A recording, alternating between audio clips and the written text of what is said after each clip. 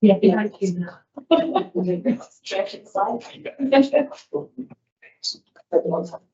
Did you get that job done over the weekend? Yeah, be on next week's paper. Thank you. Yeah. Excellent. I'll just update my client. No. Yeah, this is my client. Yeah. A bit of one person. Thank you, people. Kia ora koutou, no mai haere mai. Haere mai ki te hui o te rā, today's meeting, and hari te wiki o te reo Māori. So happy Māori Language Week, which we are celebrating this week. I need to get us first of all to our apologies. We have an apology from Mary, who will be an early departure from our meeting today, and we have an apology from Sarah Brown, Councillor Brown, who is unable to attend today. And that takes us straight into our public forum, and our first public forum speaker is Dylan from the Cromwell Bike. Dylan. No, we are the side twice. So thank you, Rebecca, and the board for giving me the opportunity to speak today as president of Cromwell Bike Park and for considering our application.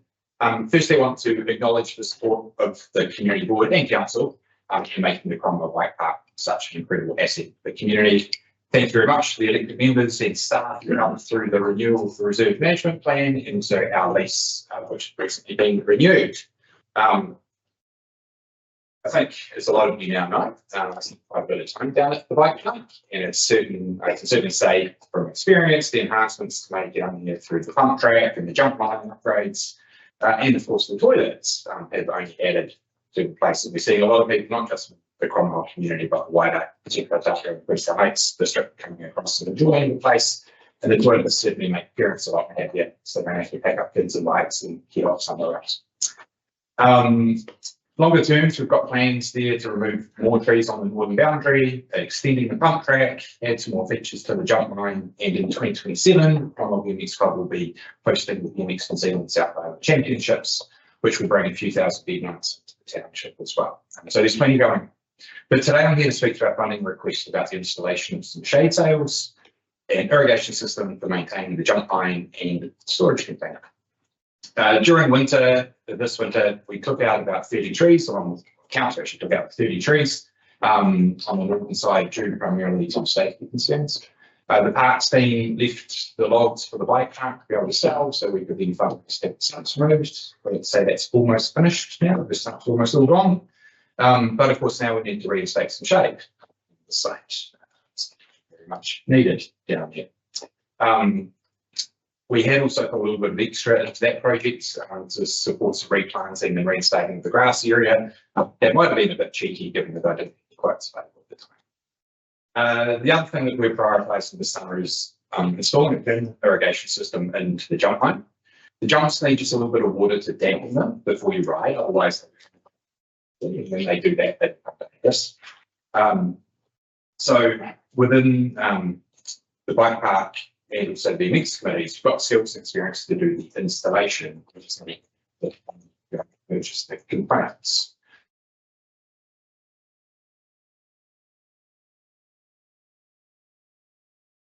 We currently have this additional idea. It's essentially a mini hose that anyone can go to turn on, hit to turn off, or it can pop off. Or it's little kids using it, and lots of little kids love to use hoses and don't necessarily not use it for the right means, or they're just simply overwatering.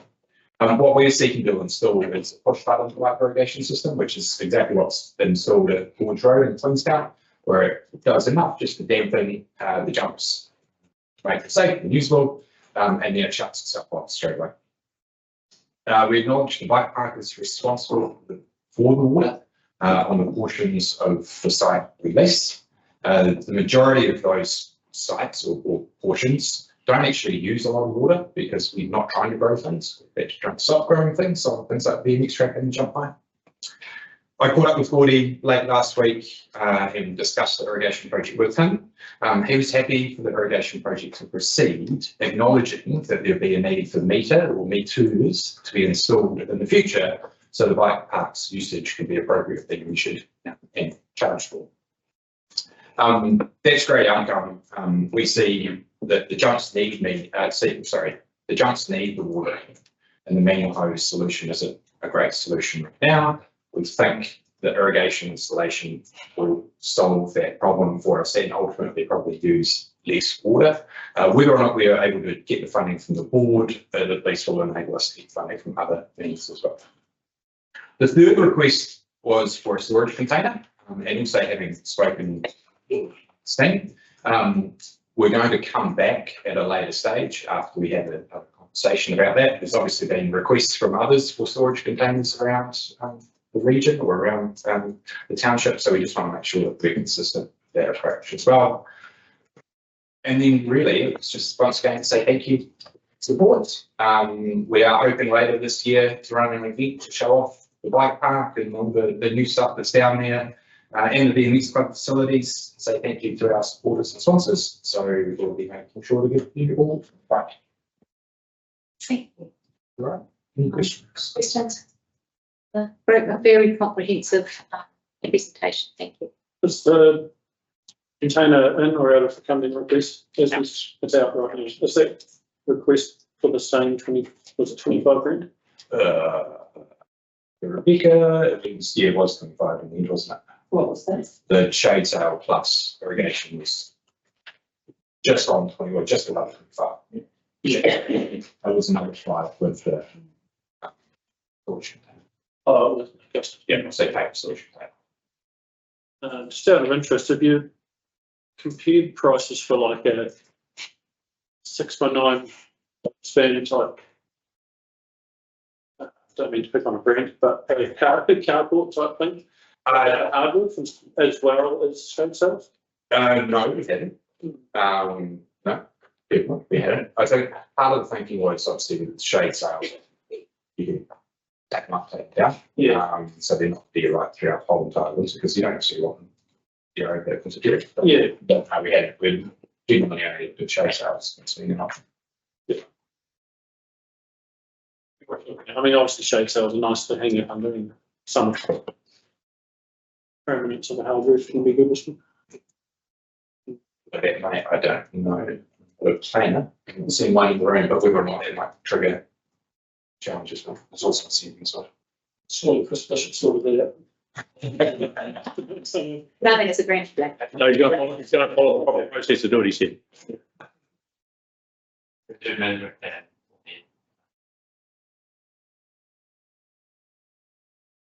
That's the age. Yes. Thanks so much for your time. Hey guys, I forgot to ask for a moment and seconder for those apologies. Yeah. Thank you, Wally. Thank you, Bob. All in favour? Carried.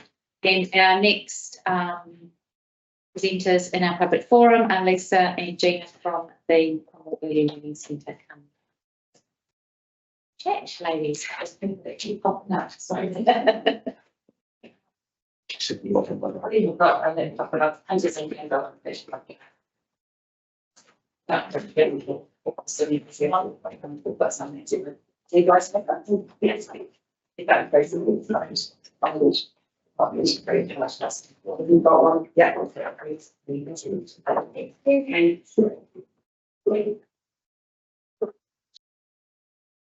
floor is yours. So thank you for welcoming us back here again today. I'm for anyone that wasn't here last time, I'm Lisa Murray, the Centre Manager for the Cromwell Centre. And I'm Dana, the Chairperson of the Governance Committee. We are presenting the sort of same project that we talked about last time. It has progressed urgently since the last vote, but we had put an application in, we all know, $30,000, which has changed quite dramatically from when we got the application and then the ongoing costs that have been identified since the consent conditions. But I don't know if we've got time to speak to all of this today, but I thought we could just go through and talk about progress we've made. Does everyone know that Cromwell Learning Centre probably get through front of you? Well, yeah, I think we all know those. So I don't need to go through this, but so the project is for the younger children. And if you turn the page over, it gives you a picture for those that may not already know. That's the Cromwell Learning Centre, the Brown Road that goes all the way down to the end with this shade sail. And the bit we're talking about is the building next door. Yeah, but it's just it finishes there. Yeah. So that gives us increased capacity to help the need in our communities more early childhood spaces that directly for under twos, which is one of the struggle areas. And we can ensure long-term sustainability of quality early childhood education in Cromwell, because we've been operating since the 50s and they've proven the sustainability of their process. Progress so far for the project. Out of what we've achieved to date, we've raised 607,797 through grants. We are able to contribute 380,000 through reserves and people financial management. We've paid and completed the subdivision application, legal processes and planning costs. We are in the process of preparing engineering reports to make the conditions of the council's consent. And working with the next lot of people who are engineers and surveys to put reports back to the council. So of course all of those have ongoing costs, some of them we hadn't envisaged original budget. The funding challenges we now face with installation of a bigger crossing on Hay Street and potential water and wastewater upgrade pipes that may have been investigations through CCTV and ongoing lawyers, planners, engineers reports, building consents still to be done. That's like that. Go over to the page. So our request, like I said before, is for the $30,000. We're happy to give an updated financial breakdown. The one that we gave the bid has changed. These projects do change frequently. We're happy to redo one so you can see how much difference there is now. So why this matters, this project and investment into Cromwell's children and families seriously has a strong history of sustainability and serves the community. We've already proven that it's fundraise budget and manage this large scale project. With your support, we can continue to provide a sustainable community driven model of early childhood education that will benefit future generations. On behalf of our committee staff, we thank you for your time to enable us to come back and talk about it again today and things of clarification. We're happy to answer any further questions now, and like I said, provide any updates. We leave with this report with these images of our centre and the vision for the future. So I thought very quickly, in case there are questions or wonderings or concerns about the project so far. Thank you, Lisa, and so wonderful to see how successful you've been in your fundraising efforts to get to the point where you've got, because of course your last you came to see us, so we're trying to get things into the annual plan process for you. So this is quite a different application for a completely different fund. Questions?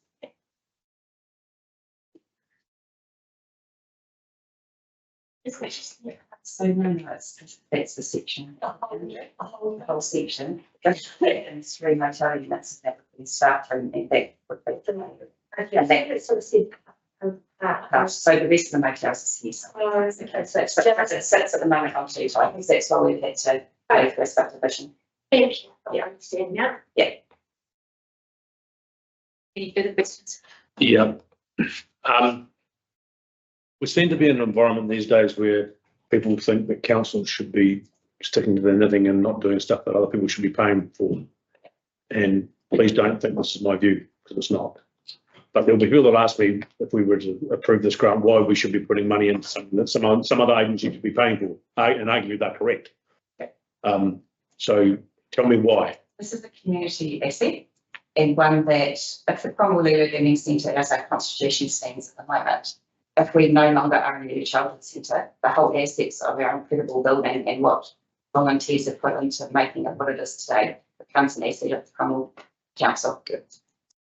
So that's why we came originally to seek the support of the council, because it couldn't, the whole thing would have been an asset. The other reason it's about growth of infrastructure in Cromwell, because I see this as a community asset, not just an early childhood centre. We're a bit of a hub and there's all sorts of things that come out of this organisation. Good enough that you've got some asset to it. It's not like a, how to say it. You're not governed by a business that's got multiple centres around the country, and you're not a kindergarten who's governed by. This is a Cromwell community asset. Yeah, 100% correct. I get it. Might have even been part of the board that might have bought you a bit of the land to the north where you currently are as well. It's governed by the Cecil, Anderson Trust. We use that money from that. Yeah. Section, Which is the same president. you don't have to preach to me. I understand it completely. Yeah. But other people in this community will have a different view. Yeah, we understand that. And often there is. I think it's important that we recognise going forward that about the community aspect and the role that we've already played. Yeah. And continue to play in so many spaces. And really, is this sort of application or anything different than a bike park, for argument's sake, or a sports field? Thank you. Any other questions? Is that other breakdown somewhat live? Like, can we, if we just approve 30 grand or whatever it is, 30 grand is what's recommended, but if we approve that, can we have some sort of track about what that's going towards? Like, it's a much bigger project, so it's going to be covered in. Rebecca's got Right, we pay for professional services, so the supporting document that the applicant closed in July, that's the data that you've got to make a decision based on. Yeah, Projects fluctuate as they continue, yeah, but certainly this project requires at least $30,000 worth of professional fees, and that's what the assessment was about, was trying to show what CODC's fees and charges would be, so that you could get the proper decision making. you got consent in hand, right? Yeah. Yeah, that's starts to launch before July, hopefully, for development contributions.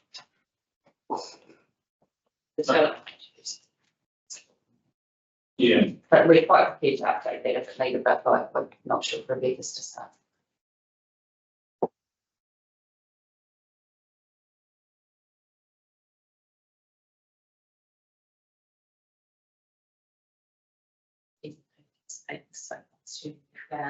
Were you going to contribute? Well, do not lie, Yeah.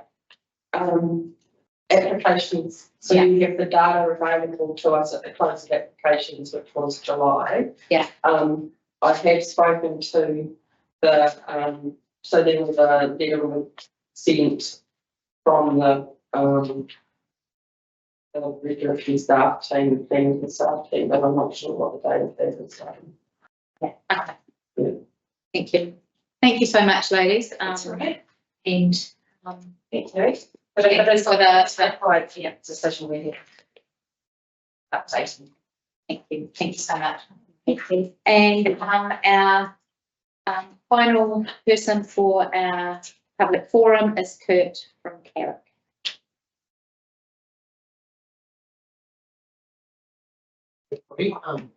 And I've been in short shores for Kerry Richardson from Kerry Winery is taken ill.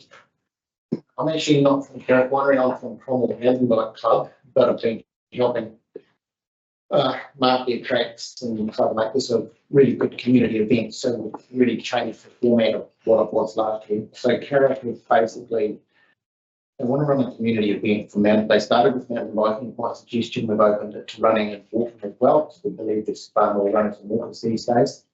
And also, at my suggestion, hence why I'm here, I'll probably put myself in the back spot, that we involve a number of other wineries to access foot codes. So we're using about 5 other wineries to tour bikes and running through.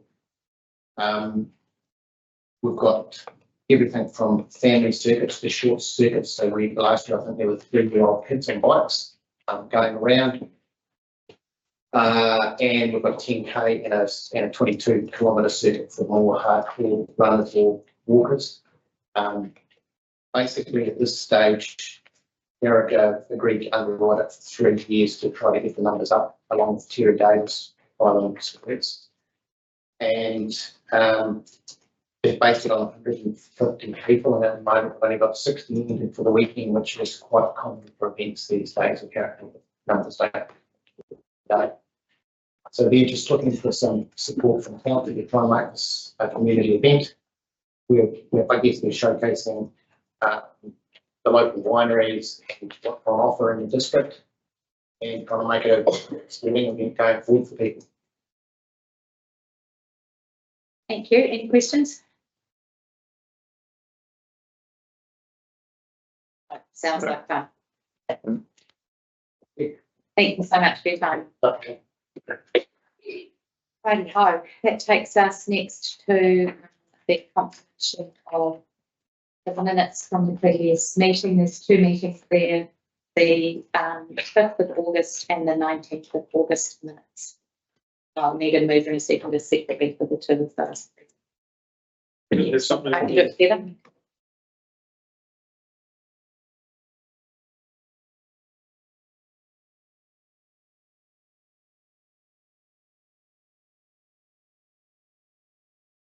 Anything from those? I think there was just one name reference was something. It was about one of the submitters was surname instead of first name or something in the minutes. Okay. Yeah. And like a second. Yeah, one of the public forum speakers.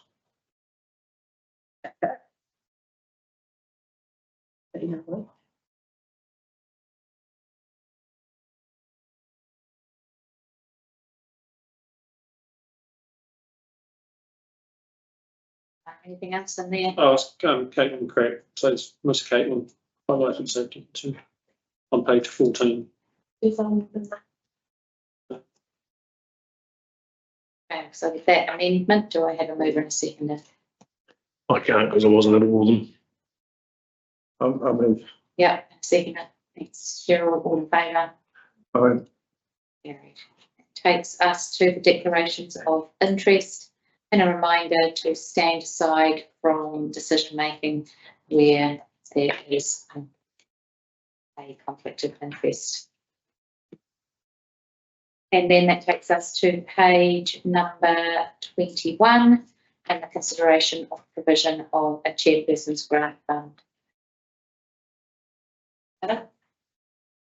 That's online, super.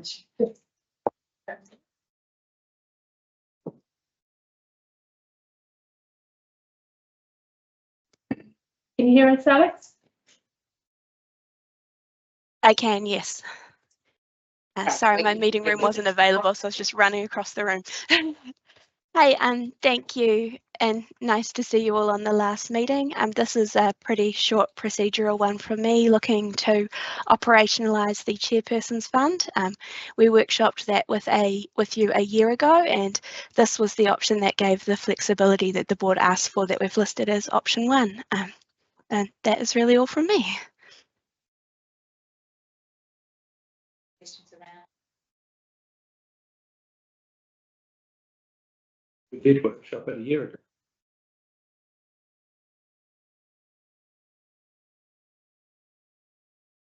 Receive the report, accept the level of significance. B, agree in principle.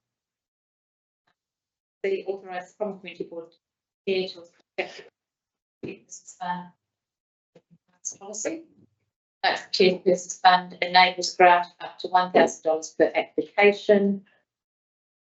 And the total amount a chair can allocate is $2,500. Notes this funding is not ring fenced and is dependent on the amount remaining after each funding allocation round. It notes that the application will be assessed by council staff to ensure they meet the grants criteria and the outcome will be reported at the next meeting. Do I have a mover and seconder, please? Thank you, Cheryl. Thank you, Neil. All in favour? Aye. Thank you. And then that takes us to page 31, which is the 2025-26 Community and Events Promotions Grants Applications First Funding Round.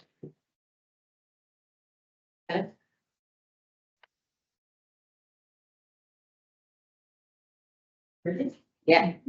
Ready. Thank you. And just echo Alex's comments at the start for your final meeting. It's been great working with you guys. So this is the first round of the 25-26 from the Community Grants Round. We've received applications in both the community grants and the promotions and events grants. Annually, you have $50,000 to distribute in the community grants round, and $106,209 in the promotions and events pool.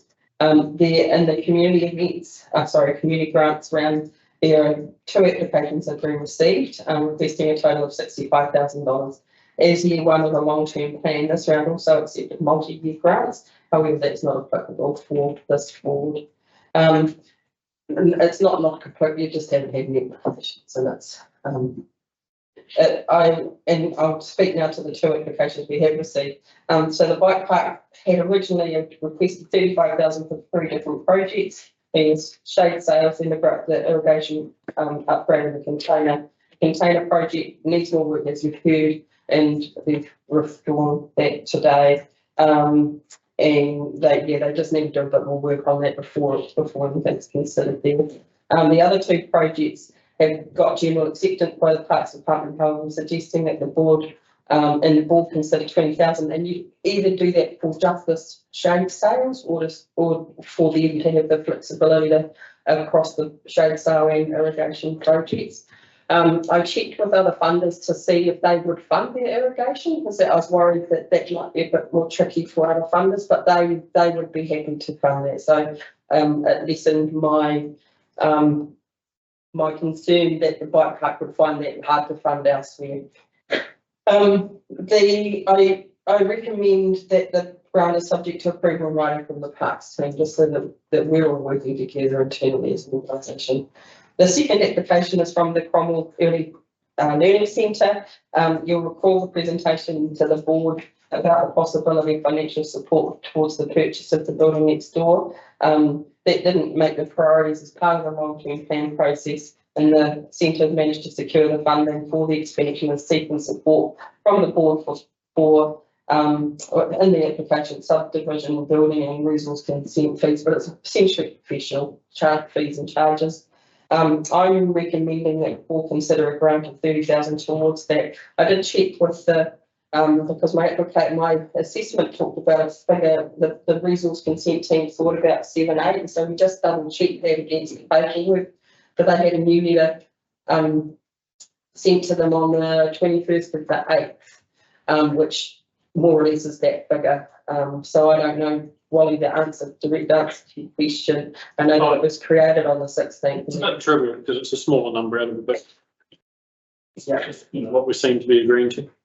I was just trying to make sure that what was in the application lined up with our paperwork, and it does. Well, 15 grand of it's development contributions to council. Yeah. And that's a normal thing for such groups. So And it's trying to. it's us to relieve those. That's right, explaining so we can't not charge them, but you can apply for a grant to offset them. Yeah.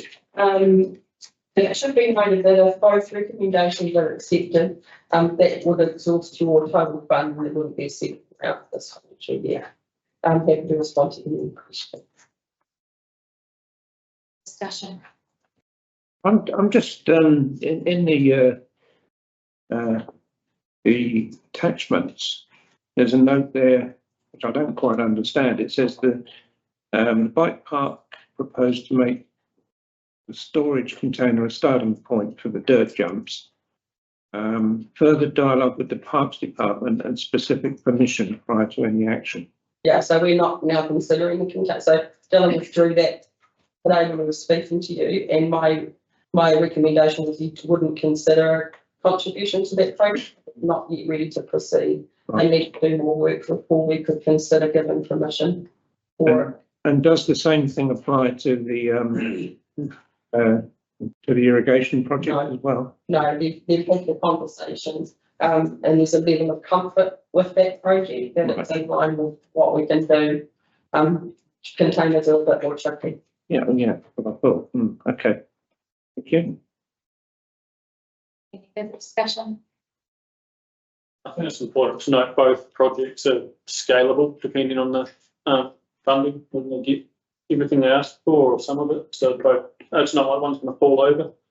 And it won't be quite for us. They've got, Cromwell was blessed with having multiple gaming trusts in town, plus the Taylor Community Trust and Schedule Lakes Trust, and quite eligible for all of those. Yeah. And we can always take it for granted that you've got people in touch with those other organisations too. So that I'm not stressed about exhausting the fund myself, because better than getting to the end of it and not using it. Yeah, and we certainly have had other times that that's not been accessed. So I think these are both worthy projects and things that will be used for the benefit of those organisations and our community. Couldn't agree more. Mm. But one of these in particular is a reserve owned by the council. We have a reserves contribution account, and it can only be used for capital projects. The bike park, if the bike park people weren't doing what they're doing, this would be a council asset, like a sports field type. So my question is, would it be unreasonable not to fund the grant for the bike park from the reserves contribution account? It's investing in reserves, which is the purpose of the account, which comes from resource applications. To me, is the logical thing to do.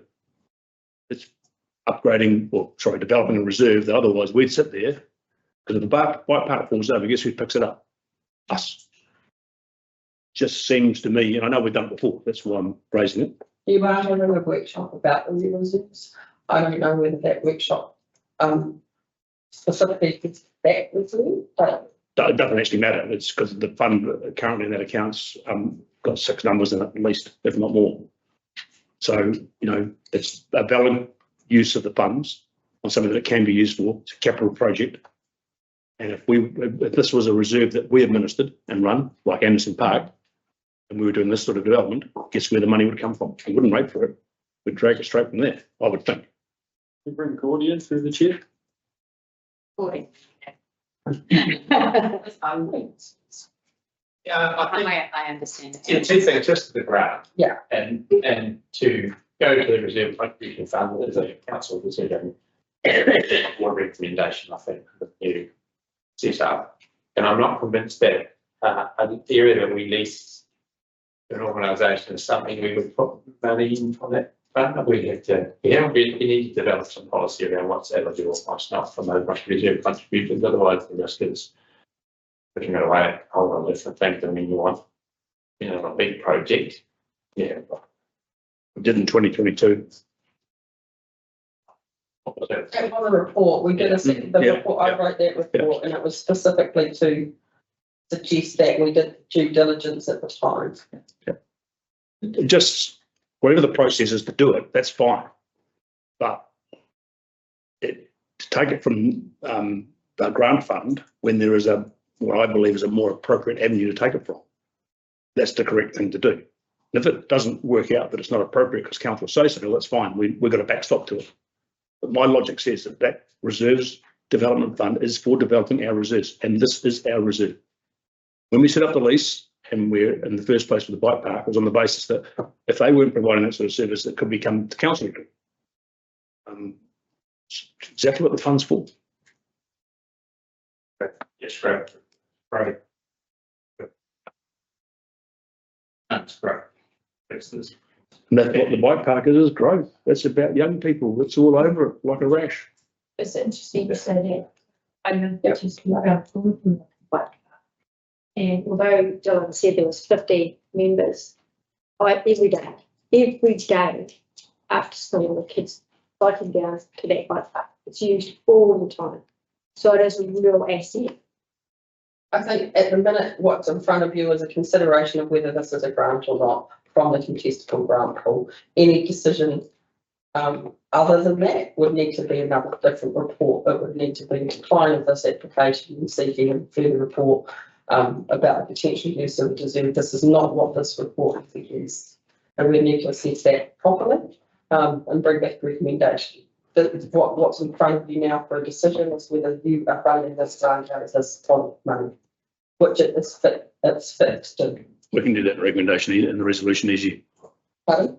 It would be after the election, so it would postpone the project. For how long?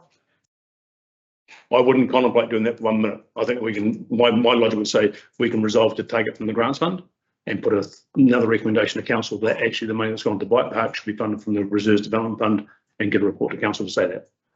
It's just, then it becomes just a number crunching exercise.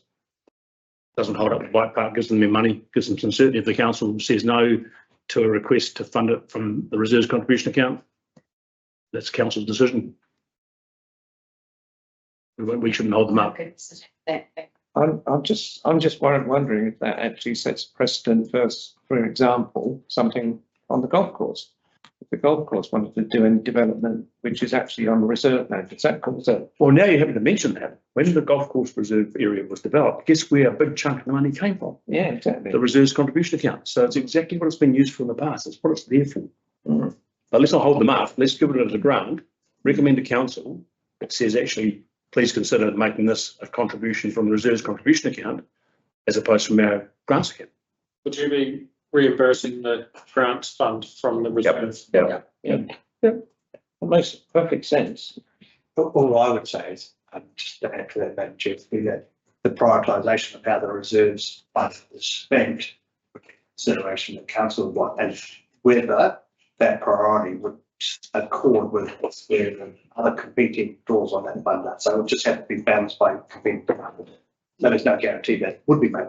Because there might be high priorities. Yeah, so Almost like an either or, but would be we decided. know that there's probably no guarantees there, but it's, I think from, you know, it's worth a look to see if that's a possibility, because then that enables another grants round next year if that is the case. So these proposed resolutions, Sarah picked up nothing.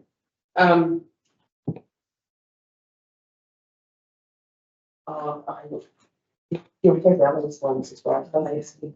And so I think two changes. Here, given the in the early childhood one, could it be if the board okay about, could it be for professional fees and charges rather than the specific offer in me? And for the bike park, so leave that recommendation as is, but from the additional resolution that the Cromwell Community Board seeks approval from council or recommends to council that no, this is after the bike park once more. So approve the grant for the bike park, and then the board is asking council to fund the $20,000 grant as to reimburse the Cromwell Community Board Grants Fund. But you just got to recommend that council reimburse the Cromwell Community Board Grants Fund $20,000 through the reserves Reserves contribution account. Yeah. The big thing to remember here, that reserves contribution account can only be spent in Cromwell. Even at district level, it can only come to Cromwell. Yeah, that's right. So I think the issues about, I understand the staff sort of going, well, if but maybe, but actually, I think it's going to be quite simple. And I'm just trying to find the number because I did see the report. So reimburse the Community Board Grants account. Grants.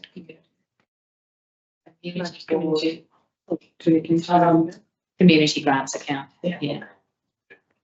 From the Cromwell Reserve Contributions Fund. Yes. Sorry.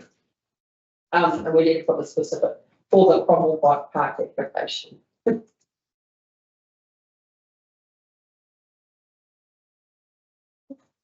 Biopark instead, definitely. Biopark. Brilliant. These councils will be all here, on the community relations. Application. Grant application. Stand by, Wally. Fine. Hmm? Is that accurate? Next, the council reimburse the Cromwell Community Board Community Grants account from the Cromwell Reserves Contributions Fund for the Cromwell Bike Park and grant application. Yes. But surely that assumes that that's the level of grant that we're going to approve. Yes. That was the level. Yeah. So Yeah.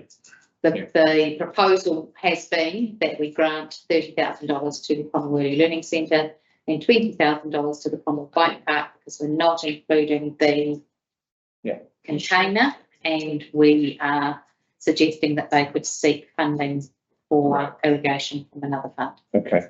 So you want, so that you can decide, the wording is purchase of new shade sail, you can just give them 20K and they decide how they spend it between those two, irrigation and shade, or just shade. Like I said before, the funding's scalable for what they're doing anyway. Yeah. So having on that to be worded towards the purchase and installation of shade sails and a new irrigation system, because they could part fund both those projects, couldn't they? Yeah, so it was the bike park the greatest piece. Yeah. Yes, check that brackets out. Yeah. And then it's something else. And then we'll need to talk to Ali so that we look at the next thing, which was the promotions grant. Yeah, happy for me to cover that off now? Yeah. Great, thank you everybody, and I reiterate what Rebecca said about it's been great to work with you guys. I hope you have the opportunity to gather together and enjoy your last day as together as And so there's community meeting. About the next 3 years sentence. You need to get out more. Yeah, we might talk about that. As Rebecca said, you've got $106,000, actually $219 in your annual promotions and event budget. You have pre-allocated to, in the March round, 95,500, which has left you with 8,719 to cover this funding round and the next. You've had this one application from the Pedal and Pour event at Carrick, which is this coming weekend. I need to acknowledge that the timing between you discussing this application and the event are particularly tight. However, just being mindful that these applications were lodged back in July, so it really does come down to that meeting cycle and the challenges of meeting that. It is a different model for an application, as you received an application from an individual business versus either a community group or an event organiser. When assessing it, I really truly came to the opinion that the event has real value to the community. It's adding a new event into the calendar during a time of year where there is capacity to accommodate more people and create some vibrancy. And with the demise of the summer series events, which had gone on for decades, I believe, there's definitely a gap there that, you know, it would be nice to see start to backfill. So my recommendation, my dollar recommendation is actually in line with similar scale events in other parts of the district. So that's where that figure has come.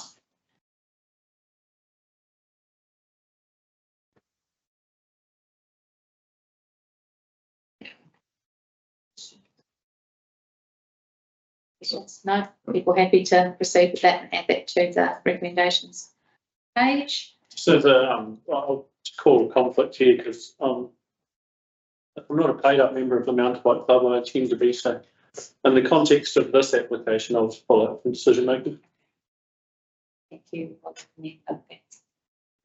So the amount that we're approving is $2,000 or? That's correct. That's what I've recommended. Right. How much have we got left in that account? Was it 887? Is there a reason not to give them the additional $500 that they've asked for if we've got $8 grand sitting there? I wouldn't have thought so. No, but we should. My personal belief is that we should probably go with the amount that they've requested on the application. It's at our discretion, isn't it? Yeah. So let's do it. Everyone else happy with that? Yeah. Okay, so $2,500.10. Just Can we round it? Yeah. yes, can we just make it Fairly sensitive. You know what those techniques. you know. Yeah. Okay. So now we have lots of recommendations up there now. We've already read through all of them. Take it twice. Pardon? You can take it separately. Yes, take it separately so we can do the community grant application. Just quickly from that. I managed to get a report up to council after Vincent. I don't think I'm going to get this report because it's council. Doesn't matter. What would be a good thing to educate new councils about? They can play out a long time, you had money's coming this. Yeah, that's it. Yeah, well, the key thing is you've taken care of the issue, made a decision, just an internal We've issue. already gone through the recommendations for the Unity grant. Do I have a mover and a seconder for the recommendations we've gone through A to D? Thank you, Bob. Thank you, Wally. All in favour? Aye. And then the recommendation for the promotions grant is approves a grant of $2,500 to Herrick Winery for the pedal and pour, not the pedal and out. Sure, it's pedal and pour, isn't it? Yeah. Pedal and pour community cycling event 2025. Note that this is the grant recipient's responsibility to obtain or have in place appropriate consents, plans, licenses, building resource consent, health and safety plans, etc. as required by legislation, agencies, property owners, and blah. Mover and seconder. Thank you, Neil. Thank you, Bob. All in favour? Aye. That's still fine. Thank you.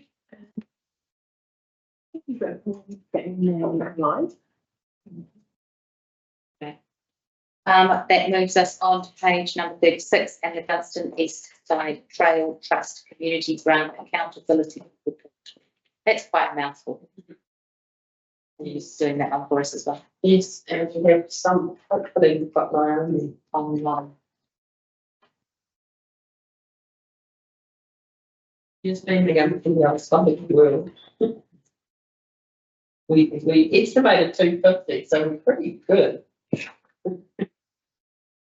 I'll just fill time while I'm trying to get my own meeting. So the Dunstan East Side Trail Trust applied and was granted $36,533.20 for a feasibility study and concept trail design plans.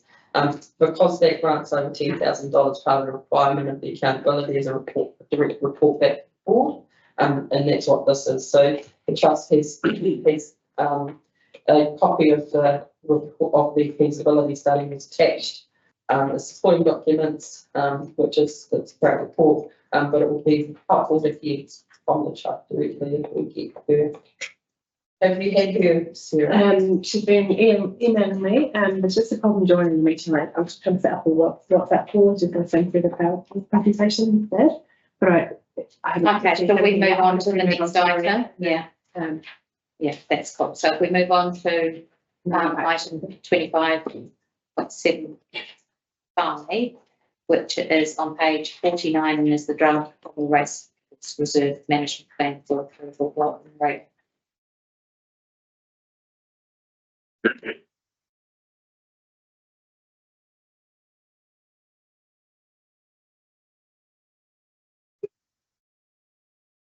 So thanks, Sarah. I will take the report as read. Given the board's approach to involvement here, I will keep this to key points. Cromwell is growing rapidly. There is a recognised shortage of sports fields, and the Cromwell Racecourse Reserve has been identified as a location for Cromwell's future sports hub. Through consultation, we heard clearly from those who already use the reserve and what it means to them and why it is important. That has been central to shaping the plan. It's worth acknowledging a long history of volunteer involvement and caring for this reserve, which has added to its value for the community and to the responsibility we have planning for its future. It's also worth noting the work that took place before the formal timeline shown in this report. That included early engagement with reserve users, research and strategic thinking about how this reserve relates to other recreation land throughout Cromwell and the wider district.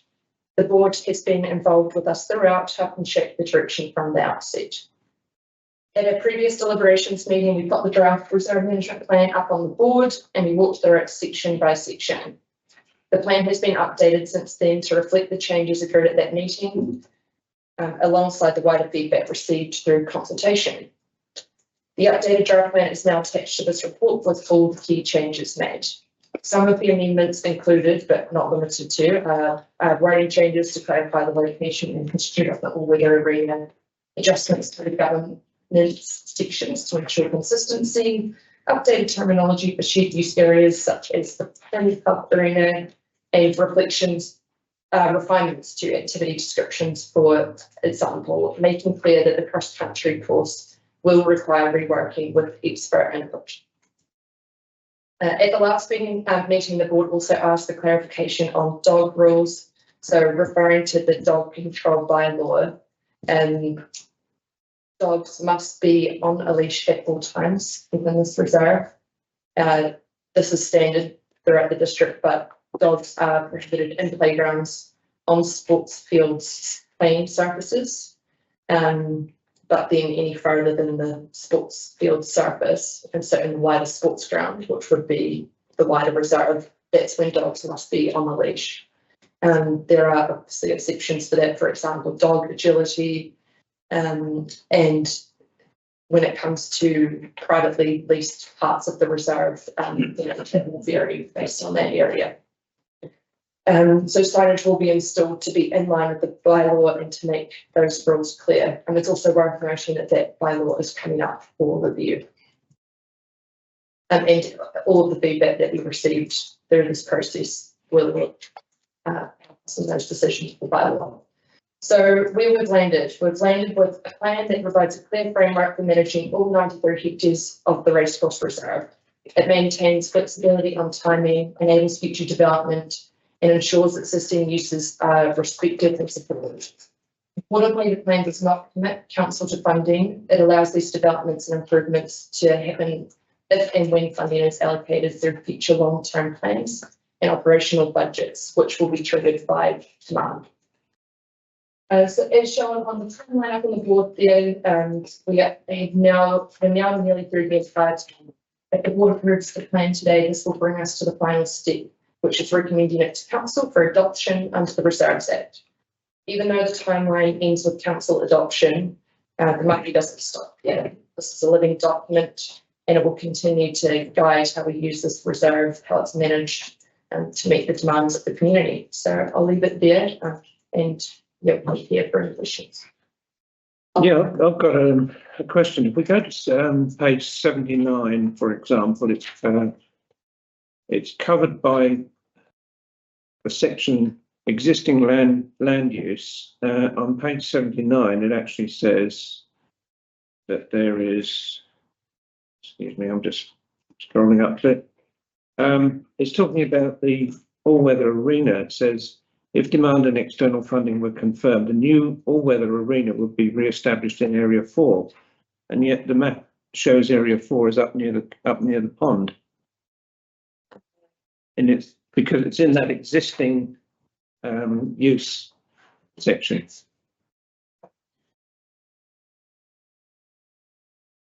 Area 4, and that's just north of the buildings. Yeah. If we're 33, yeah. It is on the future use, but this is in the section that's covering the existing use.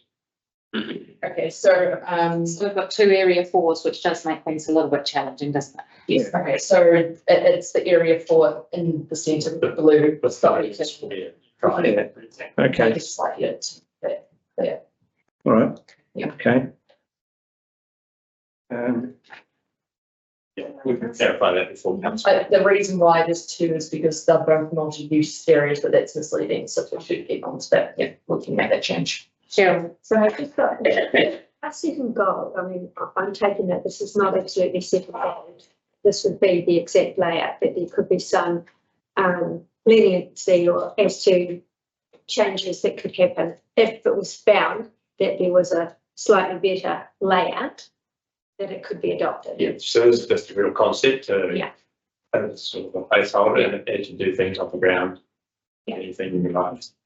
Yeah, that's my understanding, that this is a conceptual design that says we could possibly have these sports fields here, but there's a lot of work to do in the future that would get them in exactly the right places. So instead of the drawing being up proposed, it should Yeah. maybe say conceptual, because the word proposed is quite clear. Yeah. This is where it's going to go. Proposing goes here. If we want to give ourselves some wiggle room, and that's the right thing to do. So like, All of those ones that like on page 82 says proposed medium term, and then the next one says proposed something else, I guess. Yeah. Was it plan medium? Yeah, I think use proposed plans. sports hub area. Yeah, because that will give an expectation. People haven't been at this meeting today or part of the process won't get that we use the word proposed to mean concept. And Thank you. It's a bit of, you know, it gives the, if there are any other ideas as to how others could be set out, it just gives that ability to do it. Yeah, I think the other thing is that this map that's on page 82 is obviously not to scale, because that area number 10 there, for example, is considerably larger than is shown on this map. And you know, my view is that if you're going to put 4 playing fields in, that's exactly where they should go, into area 10. But by making it a concept means you could do that. Yeah, That's the key thing I think about it, is that's the conceptual thing at today, at the plan state. When it comes to implementation, 10 doesn't have to be where it is, and 5 doesn't have to be what it is. It could be something different. So, and where it says in the long term, 8 fields are proposed. And this concept shown at the northern end of the racecourse, is that what we're talking about? I just think it's important to give yourself that room to say, this is a management plan that's not setting things in stone. The activities are what's contemplated, and that's the whole idea of the plan, to say, make sure we've got stuff in there so we can do it. Where it ultimately goes shouldn't actually matter. So what would happen if we get some funding and timing is to do this, then there be some concept plans with the location. With the locations, with an actual So this is what's going to be there, or what's not going to be, let's put it there, or whatever. So that's what this is all about. And then as part of that, if you decided, for argument's sake, to go from 5 to 10 with the fields, you'd show where 10 was going to go in that concept plan. You have to be careful you didn't lose things along the way, but you just simply rejig. Yeah. If you don't want to go through this process of having to re-advertise it to change it, because actually I'm going to put them in 10 instead of 4. No, so the whole group would be a board decision. Yeah. Concept. Yeah, just don't want to make it look like it's completely set in conflict with it's not. That's good thought. Yeah. We can do that next week. True. On page 33 of the plan, which is 86 of the agenda, is that wording still in there with a cross-country course may require reworking?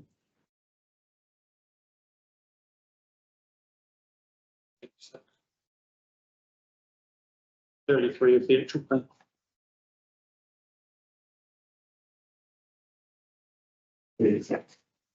So what number was it? 33 of the plan, 86 of the agenda. 33. That's supposed With this picture on the top.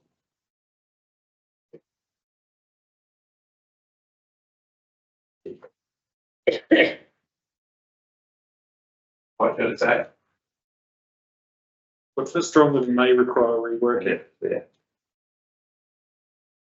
Yes, it does say somewhere else in the report that that's been changed to will require reworking. Yeah, so the intention was to change that, so I just realised It might have been in more than one place. Yeah, okay.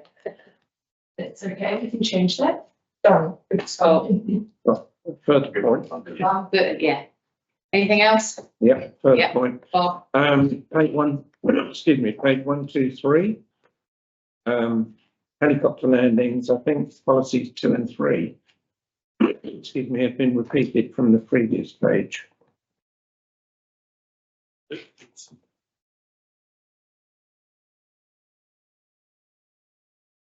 Through the agenda. No, Yep, 1, 2, 3 of the agenda, page 70 of the. sorry, yeah. Yeah. Yeah, Sorry, it's hard when you're working through two page numbers. It's a Oh, it still talks about civic defence as well. Not civil defence.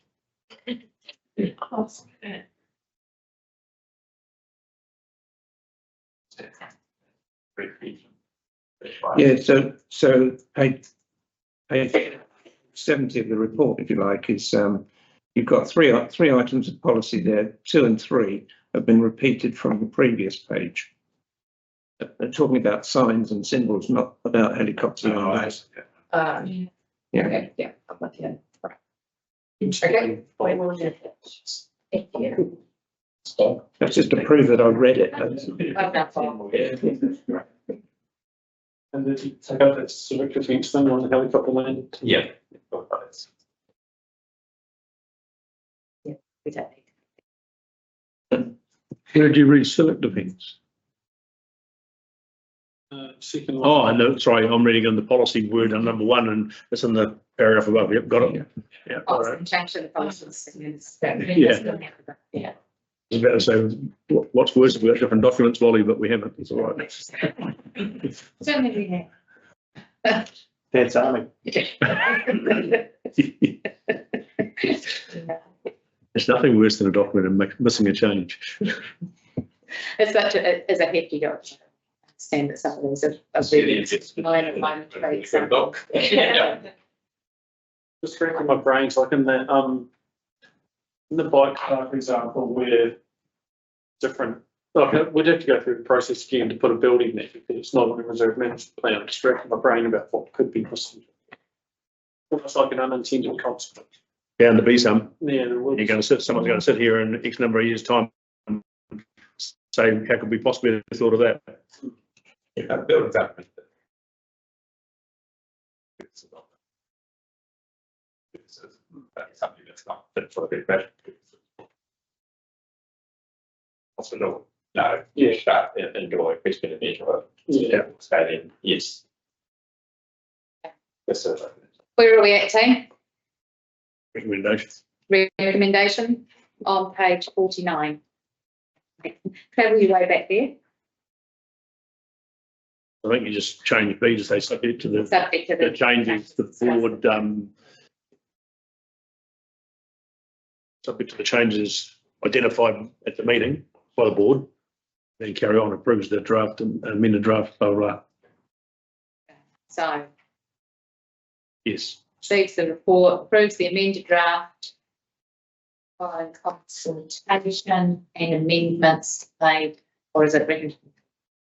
And amendments noted at the, Subject to the changes, Identified by the board. yeah. Yeah. At the- that B. Is that where you're going to do it? Yeah. Yeah, before approves. Happy? Okay, so it's that. Right. Do you want to come around? Subject to the changes identified should be at the start, then comma approves. Yeah, Yeah. okay. Sorry. Yeah.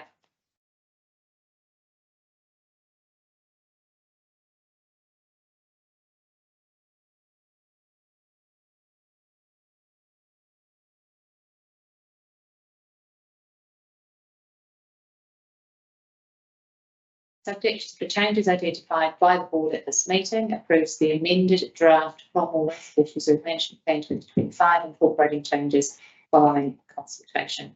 Recommends to council that the amended Cromwell Reserve Management Plan be adopted under the delegated authority from the Ministry of Conservation in accordance with Section 41 of the Reserves Act 1977. Do I have a mover? I need a seconder, Yep. please. Thank you, Neil. Thank you, Bob. All in favour? Aye.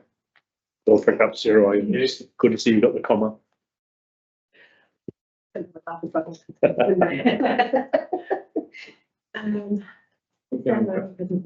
Yeah. So should we go? Yeah. Okay, it's just. Yeah. It's downloading her presentation, we're going to WhatsApp. And we're moving on to the golf course fund. From Golf Club funding, do you want to go to that one while we're downloading the presentation? Okay, so No, we're So, Helen's sick. So, welcome. I'm stepping in from Not the TV. okay, well, My draft. So Bob is declaring but here and will not participate in this item. So this is on page 126. we can make it really quick. Yeah. Yeah, we can, if you can get to page 126. On there. Do you want me to? I'll move the recommendation. Oh, sorry, it's straightforward, it's procedural, it's what we've always done, it's really simple, It's very much in the. it's exactly what it's for. Yep. Yeah, all in favour. All right, Thanks, Gareth. Thank you. feel the listen. Yeah, well, sorry.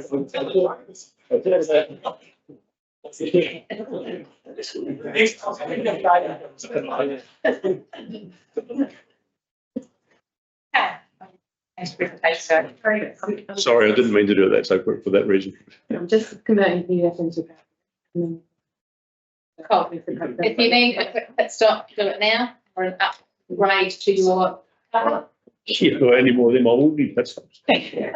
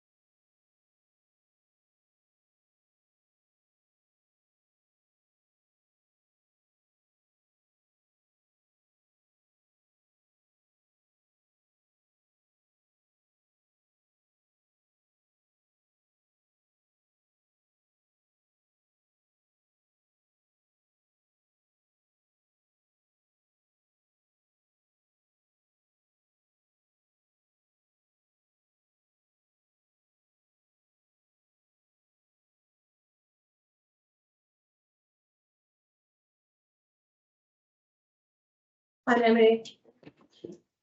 Can you hear me? Hello, this is Sarah, and we're in mute. I'm just going to put you on speaker in the middle of the room. I've got your presentation and I'll put that on the screen if you can see.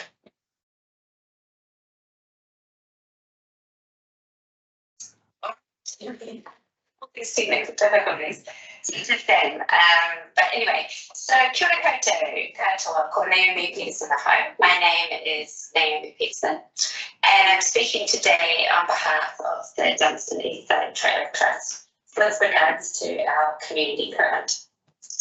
We are a small group of locals living in Northburn and Bendigo, and are very keen to have a shared use trail on the east side of Belfast, which we're referring to as the Bendigo Lake Trail. And that's the second slide there. So as you can see on the map, down at the Cromwell end, our proposed trail would connect with the existing lakeside trail that currently leads to Peter Mooring, and it soon came to be connected to Wanaka by the Wanaka Lake Trail. And our trail would be 19 kilometres long. Just checking, can everything be heard all right? Yes, we can hear you. At the northern Bendigo end, we will also connect where the Wanaka Lake Trail is planned to cross over the Clutha River by bridge. So in essence, the 19-kilometre track on the east side of the trail closes that circle to connect all the communities around Lake Dunstan, forming a 40-kilometre upper Dunstan loop track. We're very, very grateful for this moment.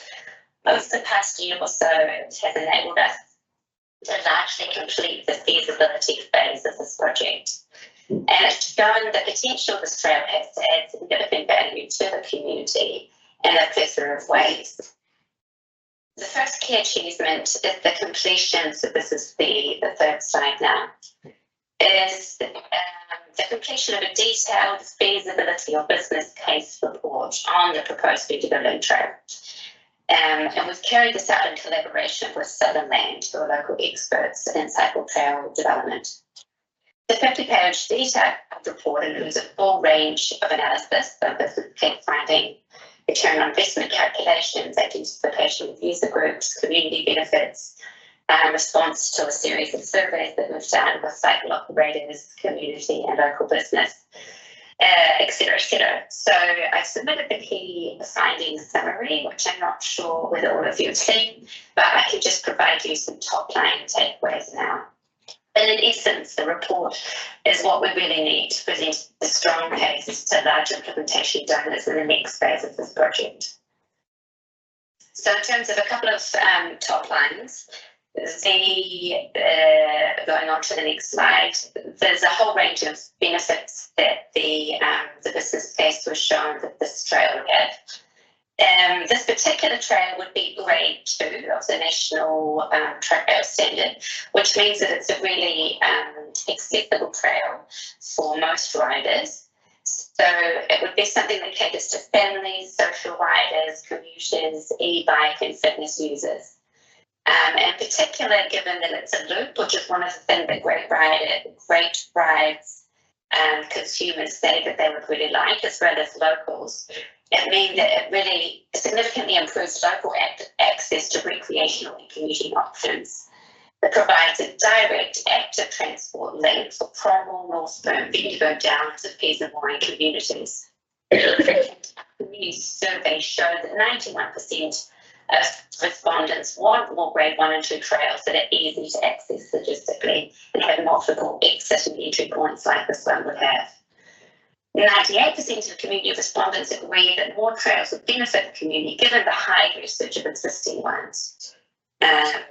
And then in terms of economic benefits, there's lots of detail I could go into there, but just very briefly, it was calculated that the trail would contribute $3.5 million as annual direct economic impact to local businesses. And that's not putting a financial sum on any sort of social or environmental wellbeing. That's simply through additional rights in the additional rights as in Cromwell because of the track. And then all the ongoing investment that comes with it. So the estimated return on investment would be for every $1 invested, there would be $5 in direct economic benefit over the next 10 years to the local economy. So it would be net positive from year 3 of operation. And then, of course, environmental benefits, supports low carbon tourism and a sustainable economy, and it also enables predator control, and along the trail corridor, it can facilitate long-term conservation efforts alongside the lake, as has been done in other parts. A couple of other points just from the trail operators and local business survey that we did. So 100% of trail operators agreed, with 67% strongly agreeing that the Upper Lake Dunstan loop would be a valuable addition to the existing trail network in Otago, and that they believed it would enhance the appeal of the region, particularly at the grade 1 to 2 level, where there is currently high unmet demand by visitors and also locals. All trail operators indicated that they believe the new trail will result in at least one additional weeknight stay in Cromwell or Central Otago.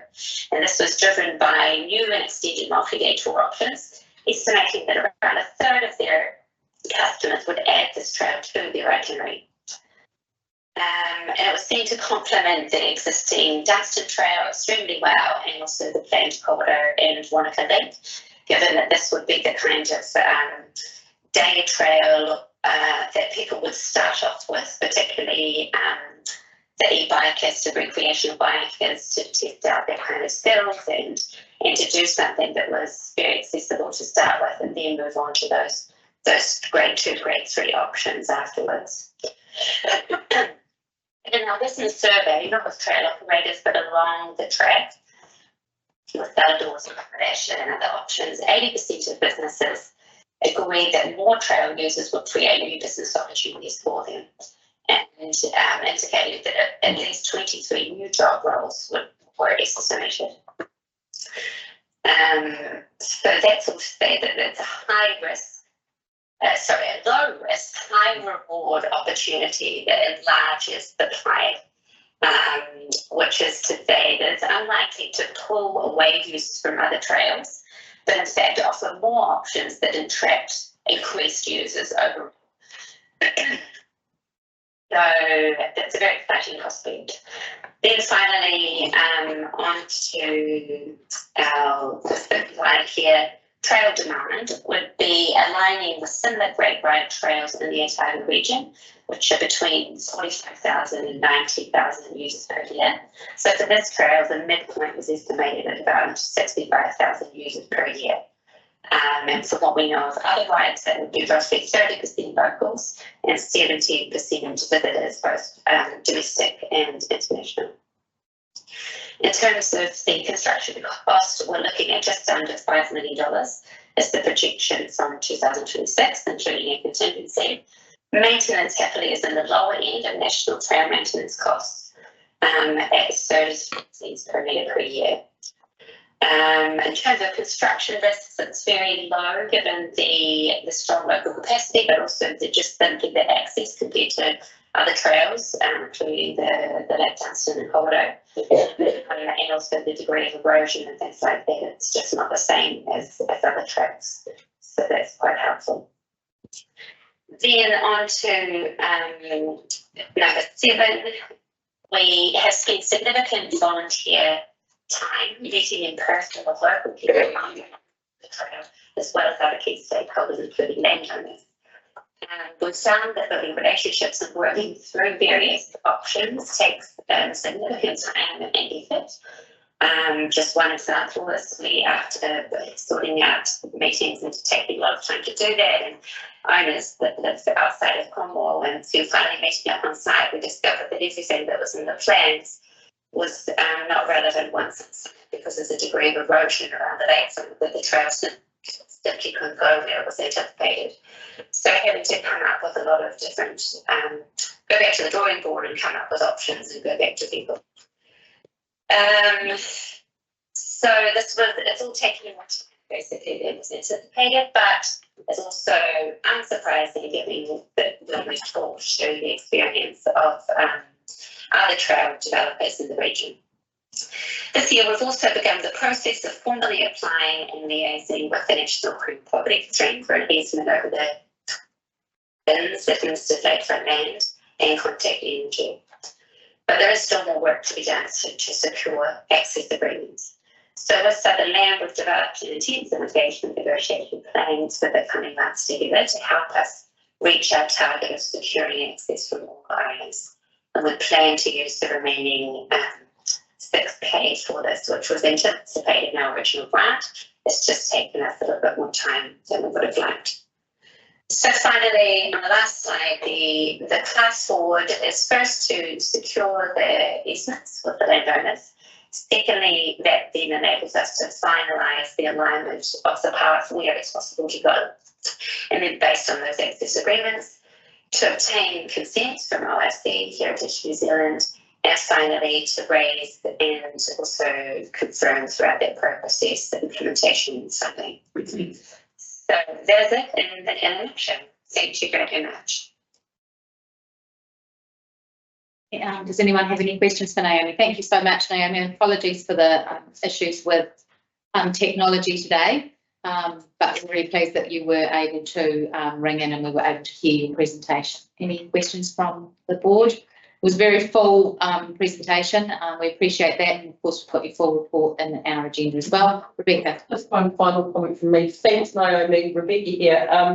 We're currently working with the Teviot Valley on updating their community plan, and being reminded that through the very first Teviot Valley community plan was the dream of the Kuka Gold and Roxwood Ford Trails, and through that community plan feasibility studies, which that community in an amazing position that once funding became available for cycle trails that they'll first have off the ring. And so for me, what this feasibility study has done is put this trail in that same position for future funded opportunity. Which that shovel ready comes to mind. Yes, shovel ready project. Yeah. Thank you so much for your time. We appreciate it.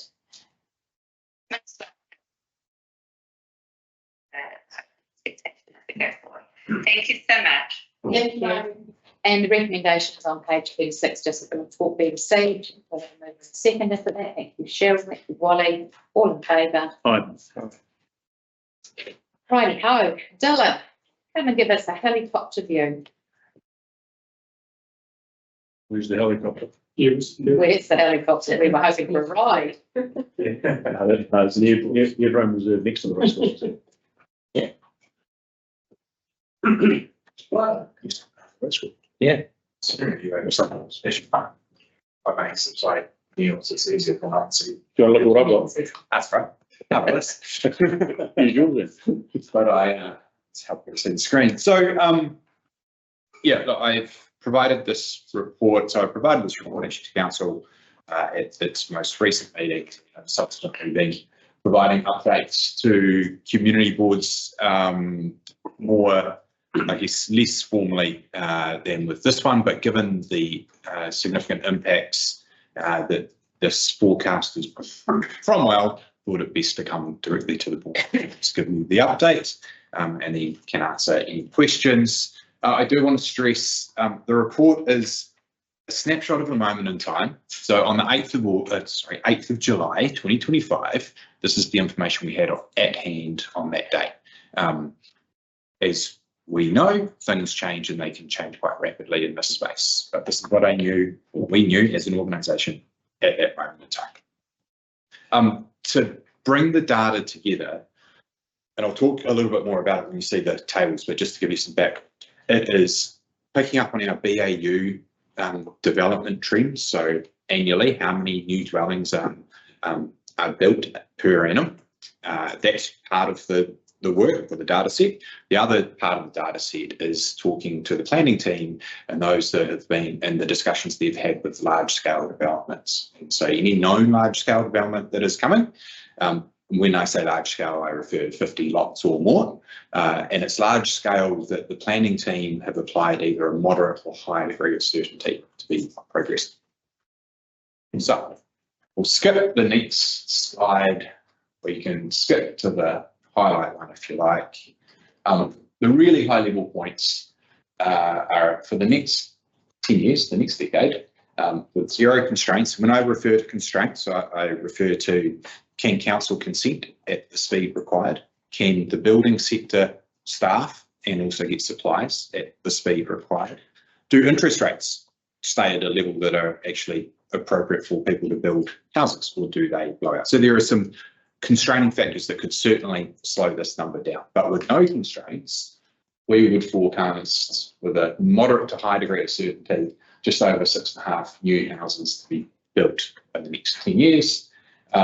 Essentially, it's a 63% growth on our existing population. We apply a 2.4 population factor per dwelling, which is again a historical trend. That of course has impacts on our existing infrastructure, and I'll talk to the regional deals piece towards the end. Next slide, please, Sarah. Population, you can see through this graph, our population just kind of slowly, gently pops along until about 2015, where it really starts to accelerate relatively rapidly. That rapid growth, I haven't actually got the percentage in front of me, but from recollection, it sat around 30% from 2015 to now. We're talking 63%, so you can imagine that line's only going to get sharper the next 10 years. Next line, please. Next one, thanks, Sarah. Visitors, I'll pop this in here because it comes up later, more so in the regional deal conversation, but it's important to recognise our visitor population has a significant impact on our resident ratepayers, particularly when we know we have to build infrastructure to be able to function on our peak days. And our peak days, which typically in Cromwell sit around the Christmas to New Year period, our population essentially doubles. So your water plant, things like that have all got to be twice the capacity that actually the ratepayer needs, but it's the ratepayer who currently funds that. And next slide, please. And then just on the economy, you can see the same trend. In the last 10 years, the economy has also ramped up as the population has ramped up. Order for us, our GDP has been growing faster than what the New Zealand average has been. So we run at 3.9, the New Zealand average has been 3%. Our economy is built around agriculture. And when I say agriculture, I mean all sectors, so viticulture, horticulture, and primary, and then construction and obviously tourism as well. So those are our three key drivers of our economy. Next slide, please, Sarah. So this is the first data set. This is picked up from the historical trend. So this is the one I talk about over, we've done the last 3 years, as we had good solid data. What we know is on average, over the last 3 years, we have, the region has built 319 houses per annum. So if I extrapolate that out over 10 years, you get to just over 3,000 houses, or just shy of 3,200 houses over a 10-year period. So that's using historical data trend. So we regard that as being a high level of certainty data set. The next one, please, Sarah. So this is the large scale future development pipeline. So this is when I say before 50 lots or more. These have a moderate to high degree of certainty for the total, which is 3,500. But you'll see, and I've put it in the notes here, actually 73% of this is regarded as high degree of certainty of coming together. So of the 3,500, essentially we're saying almost 3/4 of it be coming. You can see the flow-on impact around population that sits there. Thank you, Sarah. Perfect time. This one here gives you a sliding scale. So the 100% line, which is the bolded line, is the BAU trend plus the development pipeline that I've just shown you. So if all 100% of that comes off perfectly, we would have just short of 16,000 new people living in the district, just over 6,500 new houses. I'll find my note. If we don't get to the 100%, but all those high certainty ones do come off, that would actually put us in at 86% on this table. So it's a high proportion of this table that is likely to come to fruition. And even if we only have 60% of this come off because some of those other macro factors come in, like interest rates and things blow out, we will still get to just shy of 10,000 new people in the district in the next decade. Next slide, please, Sarah. This one is probably the primary interest one for those in Cromwell, is that the bulk of the growth sits in Cromwell. Majority. And it's with a high degree of certainty that suggests that that's the case. Much of the known development is centred around the corridor heading towards Pisa, or Pisa. And some of it's known. We obviously know Parkburn piece. We know there's a piece to the north. We know there are other pieces that are coming, conversations ahead. So this is all whilst, whilst it might not all be public, we certainly know there's a lot of it coming. Any questions on that before we head to the regional deal part of the slides? Just one point, if you don't mind. Yes. Right at the very start, it says the supporting data is sourced from council records and Infometrics. Yes. Is that the consultant? No, so Infometrics is where we source our economic data trends. So things like the population stats I showed you in the economic data sets came out of Infometrics. Okay, we'll head to the next slide. What we know with that level of growth and that speed of growth is that our social infrastructure will be challenged. In fact, we already know some of our social infrastructure has been challenged, particularly healthcare, the education sector at school level, but we're also seeing obviously tertiary with our polytech, that coming under pressure as well.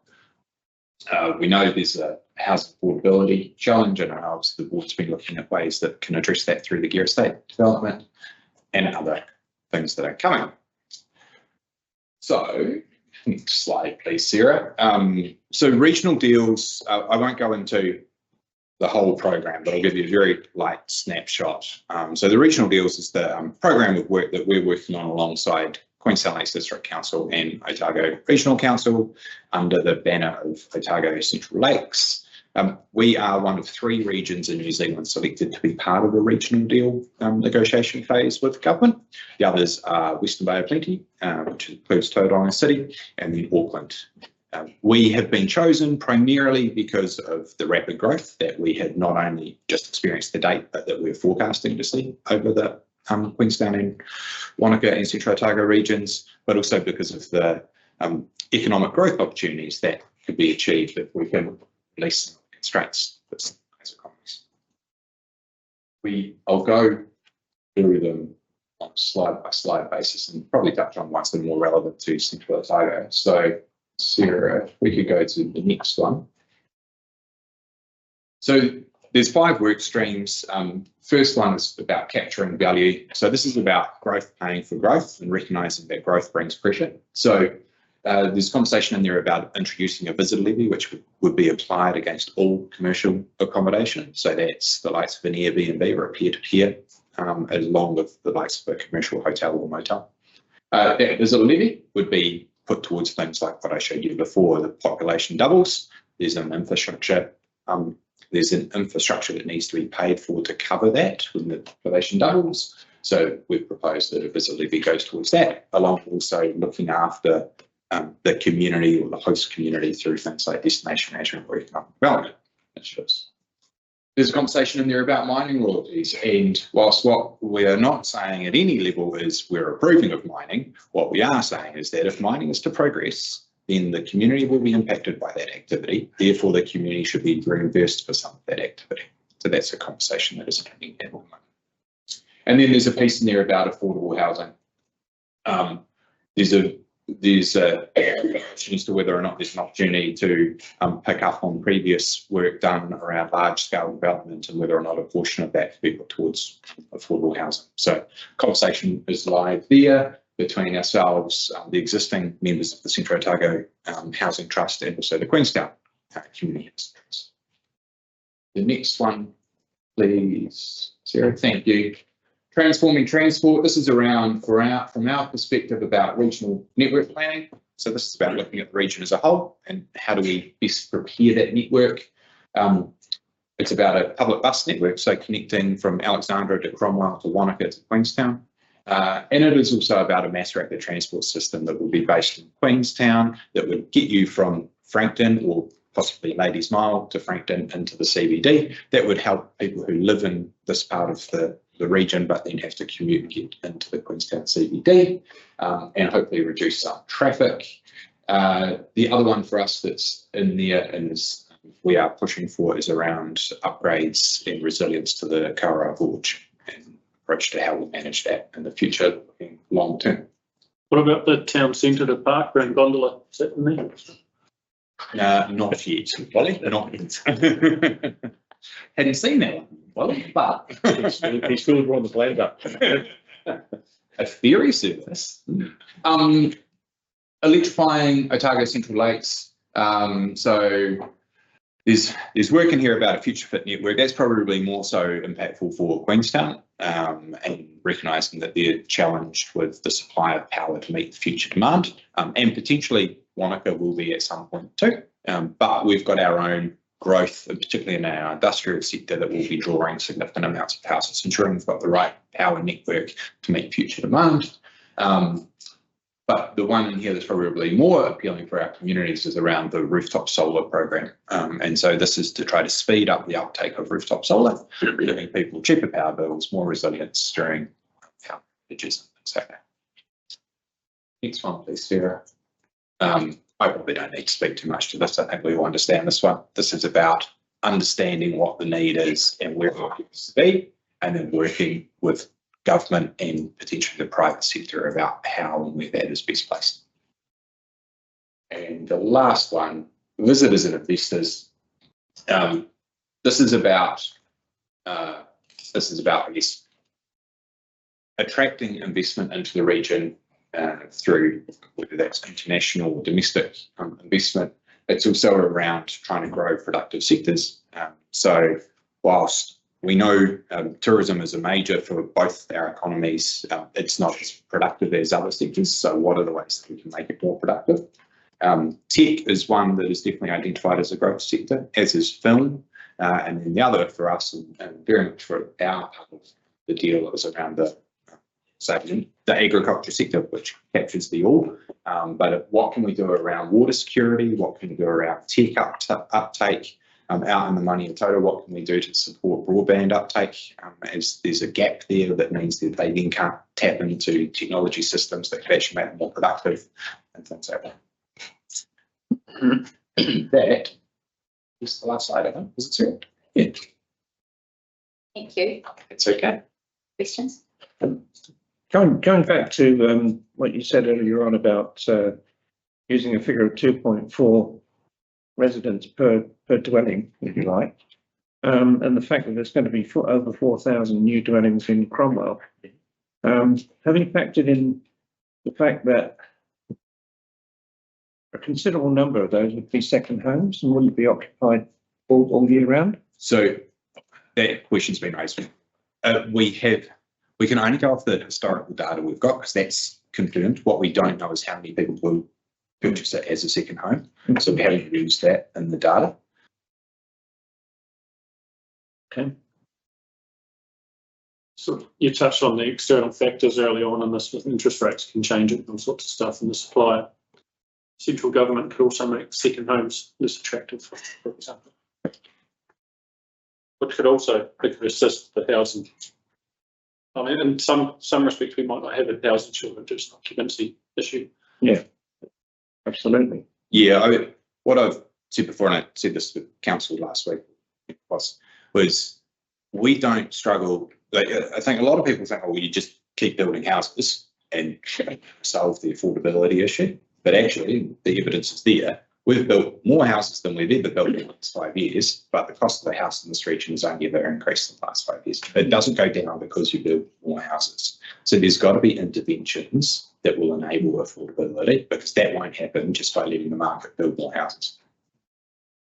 Especially in this community where the market's built more houses since 1992, year on year, more houses, and only one thing's ever happened to the price of them. That's right. It's gone up, and every now and again there's a check, which is quite normal, but it never goes back to below what it was. The last sheet just keeps on going and going and going. So it's not new, it's not rocket science. No, it's not. Council could pull some pretty quick and easy data where, dare I say it, quick and easy, where an address has a rates address where the rates bill goes. You can see how many are out of town. Yeah, well, just to get that understanding. Yeah. I guess that 2.4 factor is based on what we know right now.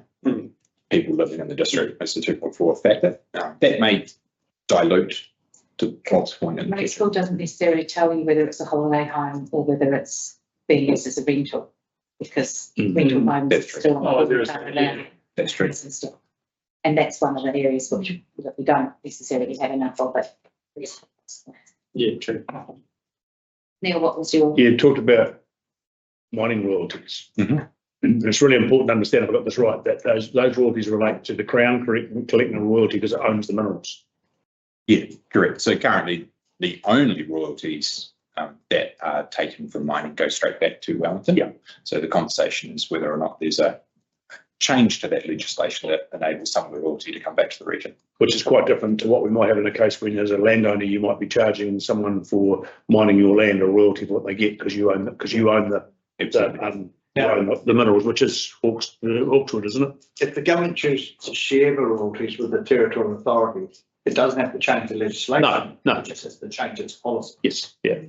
But that It's different to being the landowner, Yeah. where you were saying, well, for access to this land, we will ask for that level of royalty. That's a different conversation. yeah. So and that's whatever and that's whatever you can get. At the end of the day, if you own the land and you say to Wally who wants to mine the land saying, well, I want 50% of what you make, then he will have to give you 50%, otherwise he doesn't get to make it. So a big difference, and it's really important that understanding about how the royalty side of things work. And as Peter says, rightly says, it's just a matter of government changing its policy about how it would redistribute that money as opposed to going into another fund and being used elsewhere. But all that ever means is that if it's not being used by government there and goes to there, then what's that hole there look like? Pretty simple, isn't it? Very. Really interesting report, thank you. You're welcome. That takes us back to page 139, the representation that will be received by the Urban Executive. Thank you, Cheryl. Yep. Thank you, Wally, all in favour? All right.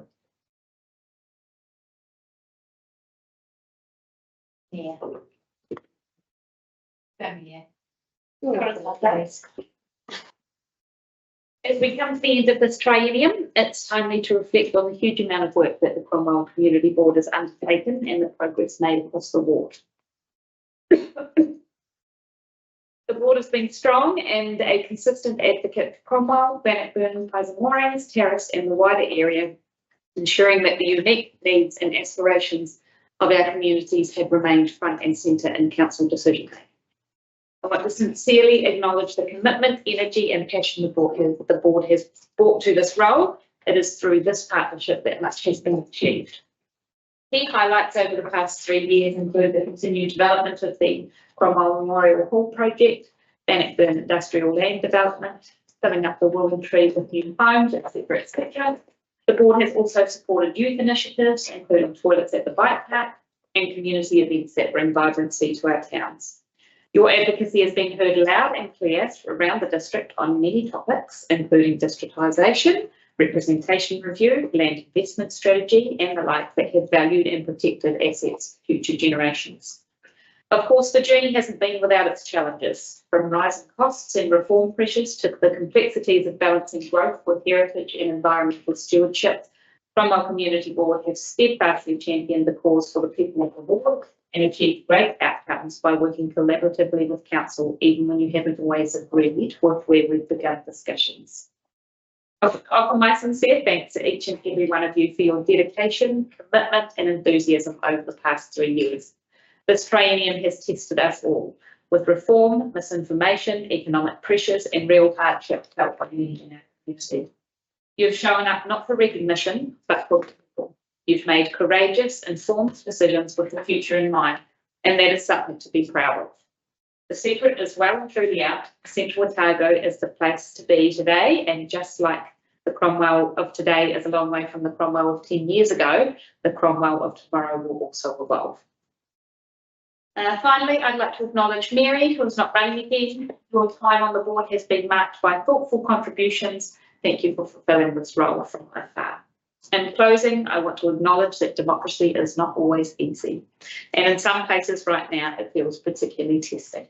Yet it is in these moments that the strength of our democratic institutions and the courage of those who step forward truly shine. To all of those standing again, thank you. Your willingness to serve, to listen and to lead is deeply appreciated, and I wish you all the best. Especially Sean. Thanks.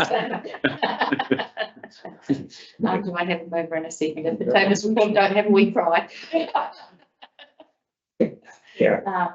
Mover, thank you. Seconder, thank you. Bob and Cheryl, all in favour. Fine. My chair's report probably follows on in exactly the same vein as Taylor's mayor's report. I'd really like to take this opportunity to thank the elected members who've represented our community over the last 3 years sitting around this board table, whether they be councillors who have been who sit at this table and around the council table, or those who are elected to represent the Cromwell community around the community board table. My reflection on this term is that this board has worked incredibly well together. We've been a board that's really gelled. We've been able to air our differences, make sure that there's been really open debate, but when we've come to decision making, we have been really strong about where we're going. I think that we have made sure that our collective voice has been strongly heard in the district, and that the outcomes that we have for Cromwell over the last 3 years have been something to be really proud of. We have made tangible progress on many items on Cromwell's books, from the very large Cromwell Memorial Hall rebuild to the smaller things, as Tamer mentioned, like toilets at the bike park and providing funding for our events like Light Up Cromwell and other things that happen in our community to make sure that we have all of those things happening. We know that there's still a lot of work to do. We know that this next term brings a lot of change, and that whoever will be sitting around this table over the next 3 years will need to provide strong stewardship to maintain that strong voice of Cromwell through that change. The change to representation, to fewer councillors sitting here at the table, means that we need to be really clear about how we communicate what we are thinking to council and how our views as a Cromwell community are heard around that council table for decision making. I think that we need to be really hopeful that the progress that we've made will continue in the next triennium, that that hall will be built, that it will be a fantastic, welcoming community facility, that there'll be some progress on the town centre and we'll know what direction that might take, that we continue to see progress on our endowment land investment strategy and to start seeing the benefits of that for our current Cromwell community and for how that money will be used for the benefit of our Cromwell community in the future. I'd like to make a really a specific mention of the contribution that Neil has made. Neil, how many years has it been? A few. Over a few years. Something like that one a year. Yeah. More than 2 decades to the Cromwell community as a Cromwell community board member, a councillor and as our deputy mayor. Your institutional knowledge, your passion for getting it right and for making sure that the way that we go around our decision making is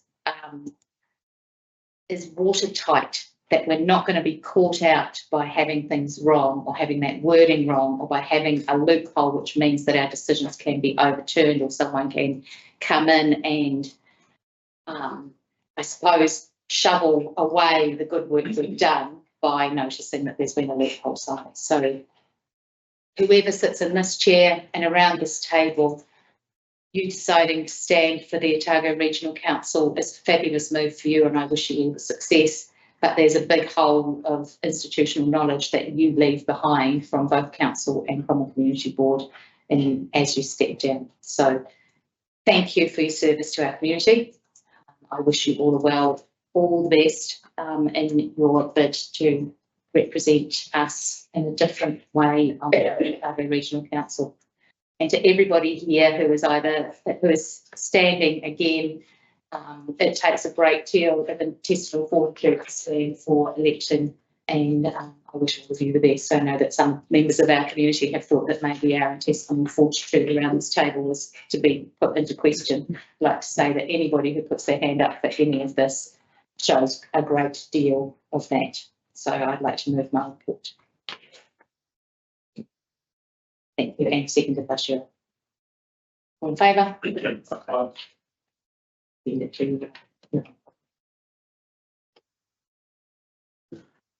This report's Cheryl. I don't think I can add anything to Emma's report, but I would on a personal note to thank everybody. I think that mutual respect, you've been able to do some amazing things.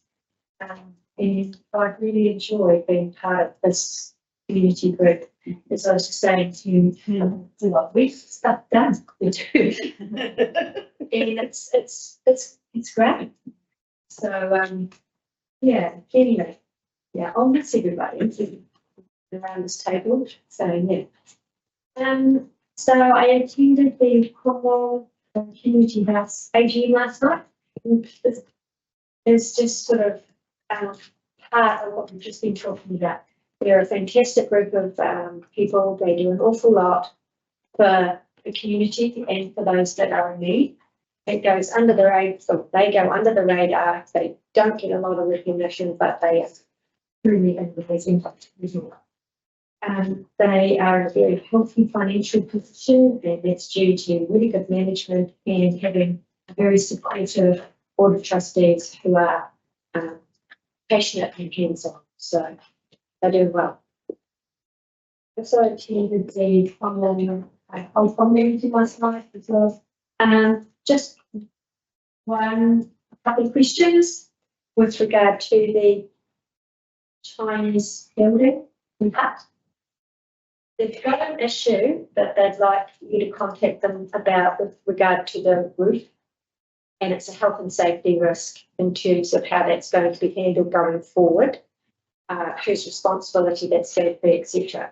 It's corrugated iron, it's white rough, and there could be some serious sort of accidents. So just something that maybe you want to pick it up with them. You should bring up with you again the McNulty House. They, back in May, we went and had a meeting with them, and that was where, we talked about the condition of the building.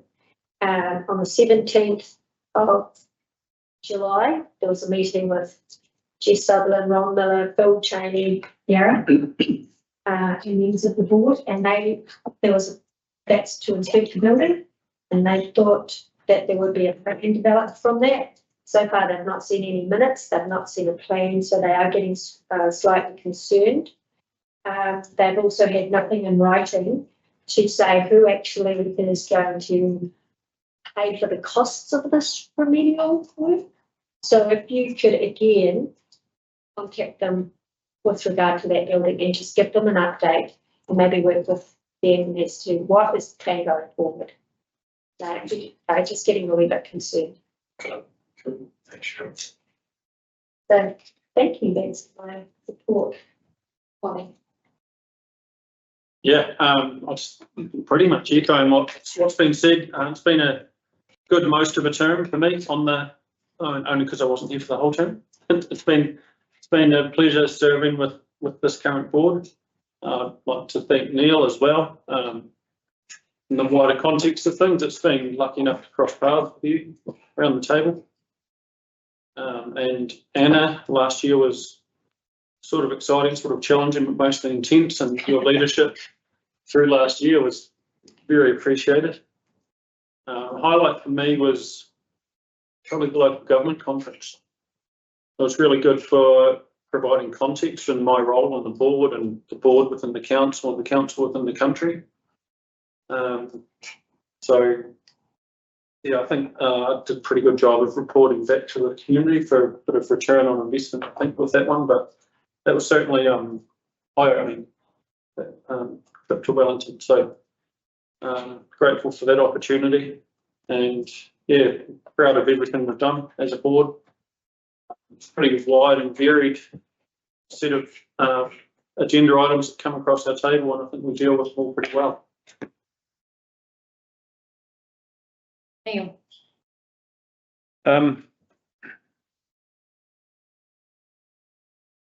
Want to hear all about the council meetings I went to? The last meeting. Good. Good.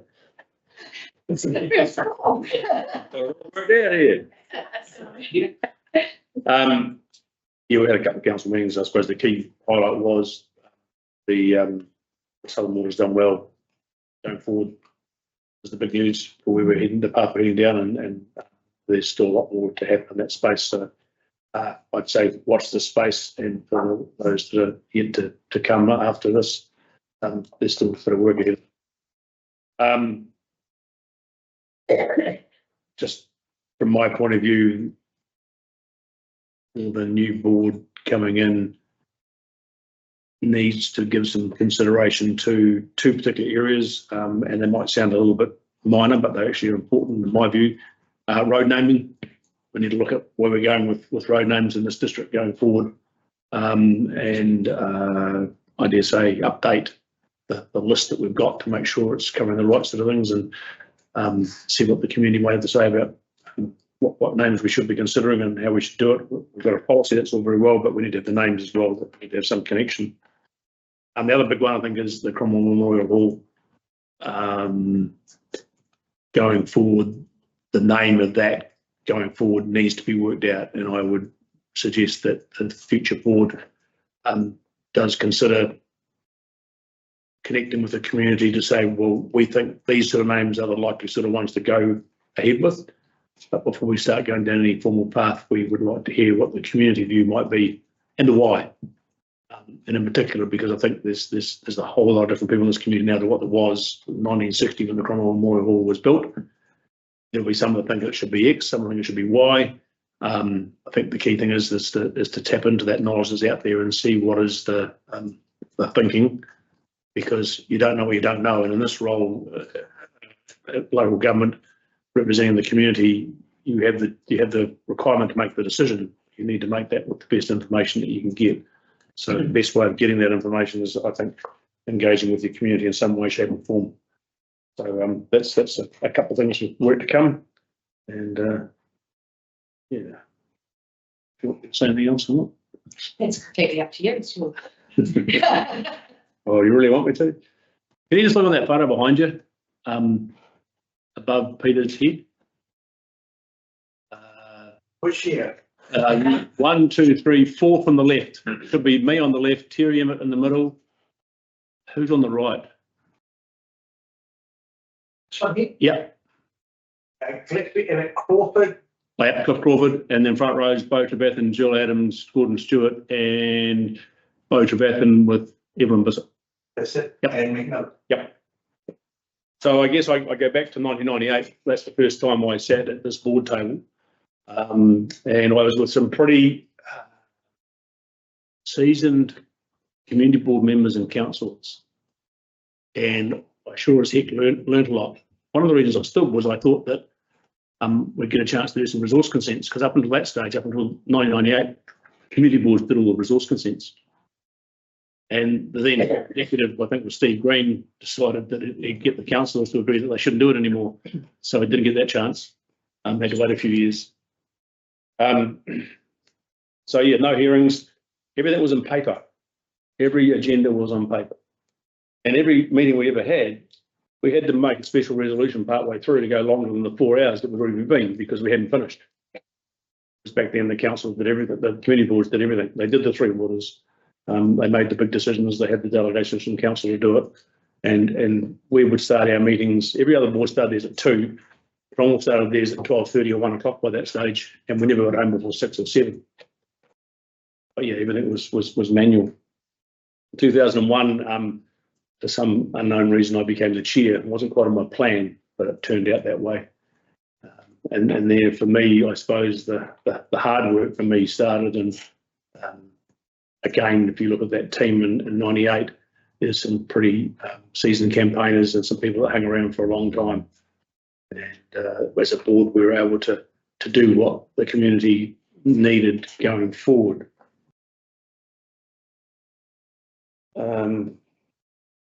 Rattle along to 2013, I think we went electronic. We got computers and laptops, which was a big change. About the same time that water metering started, from memory.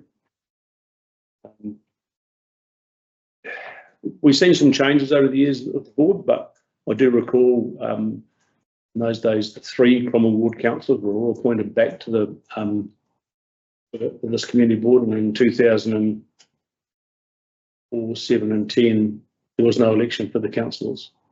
They were re-elected unopposed. Now we could never work out with that because we were really good. People didn't care. Came to the view that it was because people didn't care, because if you thought you were really good, you were just probably killing yourself. But how times have changed. I got involved, not just the resource consents, but I wanted to make sure that Cromwell at that time would be a great place in the future for our kids to come back here to. And so that they would have the same opportunities to bring up their families as what Joy and I'd had to bring up ours, or bring up them. Someone said to me, oh, but they may not come back. So I don't care, they'll make that choice. But if they can, and if they do, then I want to make, I think it's important that I'm part of a team that works together to make sure this is a good place to come back to. 1 out of 4 is back. I know 3 others that would love to come back, and whether it happens with them or not, I can look back and go, one of the things that's still has worked out is I think that they could come back to a community that can offer them the same benefits that they had. And I think that's a really important thing. But I didn't do that. The team that sat at this table did it and worked their backsides off to make it happen. Because individually you can do nothing at this table.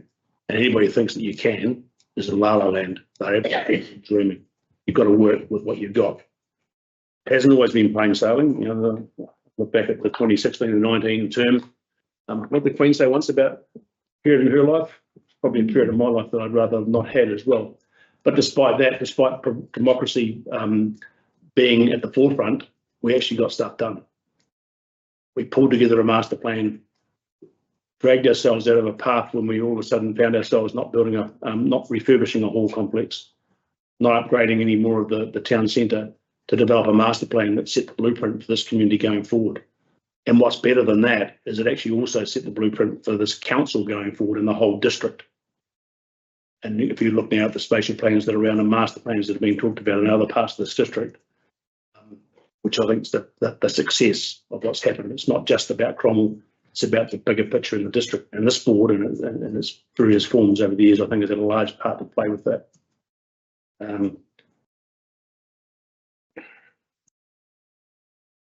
Not much else to say apart from Anna, for you the last 2 terms, your leadership, thank God you stood up. I found it hard for a long time, not having the last word, which I probably did a few times anyway, but anyway. And I apologise to you many times for getting my place. But you've done a fantastic job of bringing this board to where it is today. You pulled us together through the district funding. Sorry, was that digitalisation? Don't like that word. The district funding discussion. And the best thing is this board worked really hard to say, we know what's likely to happen and we're going to make the best we can for this community going forward. And I believe that we did that.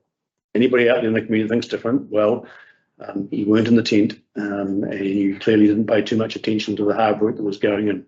But your leadership has been fantastic. So I really think that's a big part of why we are where we are today. To my fellow board members, thank you very much for putting up with me. And at times I'm sure that wouldn't have been easy, but I think you've all done a fantastic job. And for those that have got a chance to come back at this table, I hope it works out to your advantage. Sorry, Cheryl and Bob, only one of you are going to get back here, unfortunately. But that's just the way it is. Mia Tamer, thank you for stepping up when Mia Tim moved on in his life. I will acknowledge Tim for what he has done for our boards across the district. He has not been afraid to say what he thinks. Sometimes I did tell him that he said too much and he should shut up, which he generally respected. And we had some robust discussions about that, but I think we were better for that. And Tamer, since you've taken over, you've been I think a rock that's pulled us together quite a bit on some things and made us think about where we're going. So thank you for what you've done for this board in particular. Good luck for the forthcoming elections. I'm sure you're like me, you're all looking forward to tonight to meet the candidates. I'll make a promise. I'm not planning on making submissions and telling you what you should or shouldn't be doing. I'm not going to promise that I won't. Something I think that I'm probably going to have an opinion on a few things. But anyway, I'm sure equally you'll tell me when you don't want to hear from me anymore. But the other thing I want to acknowledge is the support from my family to get me to where I am today and what I've done. They have paid a huge price, and I don't think I ever realised until recent times how big that price was. You know, the kids had to put up with their old man being front and centre of the paper on more than one occasion for good and bad reasons, and I never appreciated the impact that probably had on their lives. And Joy, it's a big ask on your partner because you are everybody's property, when really you should only be your family's, but you become everybody else's property. And, that's been a challenge. And so I want to acknowledge the contribution that they've made, and I've taken it for granted, and that's not fair. So anybody else that's coming into this game, just remember about what that sacrifice actually is, because it's not insignificant in any way, shape or form. So thanks to them for letting me do it. Can't believe I'm getting another crack at it in another council, but she said I could, so I'll do it. Thank you. So good luck, and I'm sure our paths will cross. Yeah, I think I've covered what I want. Thank you. Thank you. Almost feel like a round of applause, isn't it?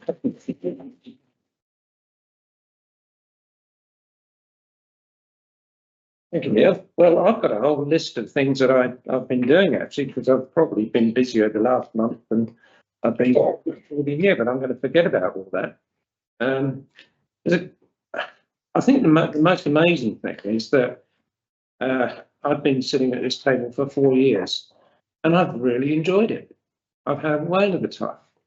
I've really enjoyed working with everybody around the table. I think we've all done some very worthwhile work. I think we've actually started off and completed a number of projects. Just a little anecdote, I'm particularly happy about the toilets at the bike park, because I was standing on the tee at number 16 tee at the golf club the other day, had a sudden urge, and I thought, do I actually sprint back to the clubhouse, or do I hop over the fence and go to the bike park toilets? And I chose to hop over the fence. Only because you had the golf ball there. Yeah. Yeah. Yes, I think we've all done a great a great job really around this table, and I'm particularly a great fan of yours, Anna. I think you've done a wonderful job in pulling us all together, particularly over the districtisation talks that we had. That was something that I was particularly proud that we all pulled together, but you actually got us through that. And I was amazed, actually. I'm not going to say any more, but good luck to everybody else that's standing again. I'm hoping to be a different table, and possibly even at this table as well, in the next 3 years. And I hope very much that I enjoy it as much as I have for the last 3 years. So thank you to everybody. Thank you very much. Okay, I need to move in a second, and then you can wipe the eyes, and there's some tissues here. I have a move in a second, Jill and Molly. Thank you also. Okay. Okay. It feels like a very different end to the one triennium than it did last time, and I think partly around this table because we knew there wasn't going to be an election for the community board, and we knew that meant that we were putting out in a situation where we were going to have to spend money on a by-election later. But it felt like a quite a different end to the term. So this term, it feels like we've come to the conclusion of something. We know we've all stood, or many of us have stood again for, and put our hats in the ring, because the thing I reflect on is that once you started doing this, which will be why Neil has been here so long, it's really addictive, because you've started making those plans about what you want to do for the next 3 years. So you have to stand again in order to give yourself the opportunity to be a part of what might happen in the next 3 years. So if the community agrees or not, we'll find out on October the 11th. Thank you, team. Right, no, let's move on to our governance report on page 16.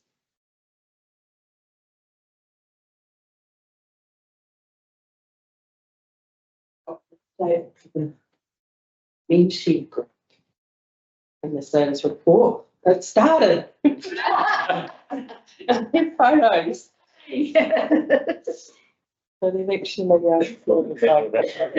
Wow. and I said the board will be thrilled. Hallelujah.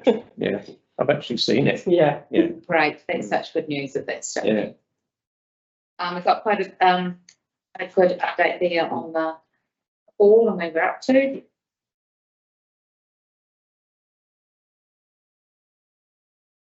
That whole report was done when they went to council, isn't it? Yep. Yeah. And lots of matters closed, as you'd expect at the end of the 3 years.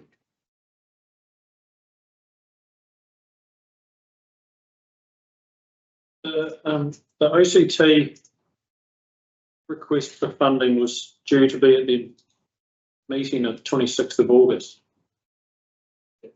Had that 200,000 from you? Yeah. So effectively, we budgeted about $1.6 million for the museum fit out. It's fully external funded. Which is what the museum trust was. Yeah. I remember originally there was up to about 5 million, hopefully, from external funders when we first off, and that was separate to the museum as such. Yeah. So that was the RCH funding, things called, and they just finished. Right. So we put a funding application into them, and they said we're too early. We need to come back in 6 months, and 4 months later, they were gone. Any further discussion on those reports? Not, we'll go to the recommendation the report we received, and over in a second, thank you, Cheryl. Thank you, Wally. Going to say we snooze then. And then that takes us to the date of the next meeting, which is the 3rd of November. For those who are lucky enough to be sitting around here at that point. And a resolution to exclude the public. Have a move in a second. Yeah. Bob, Neil, all in favour?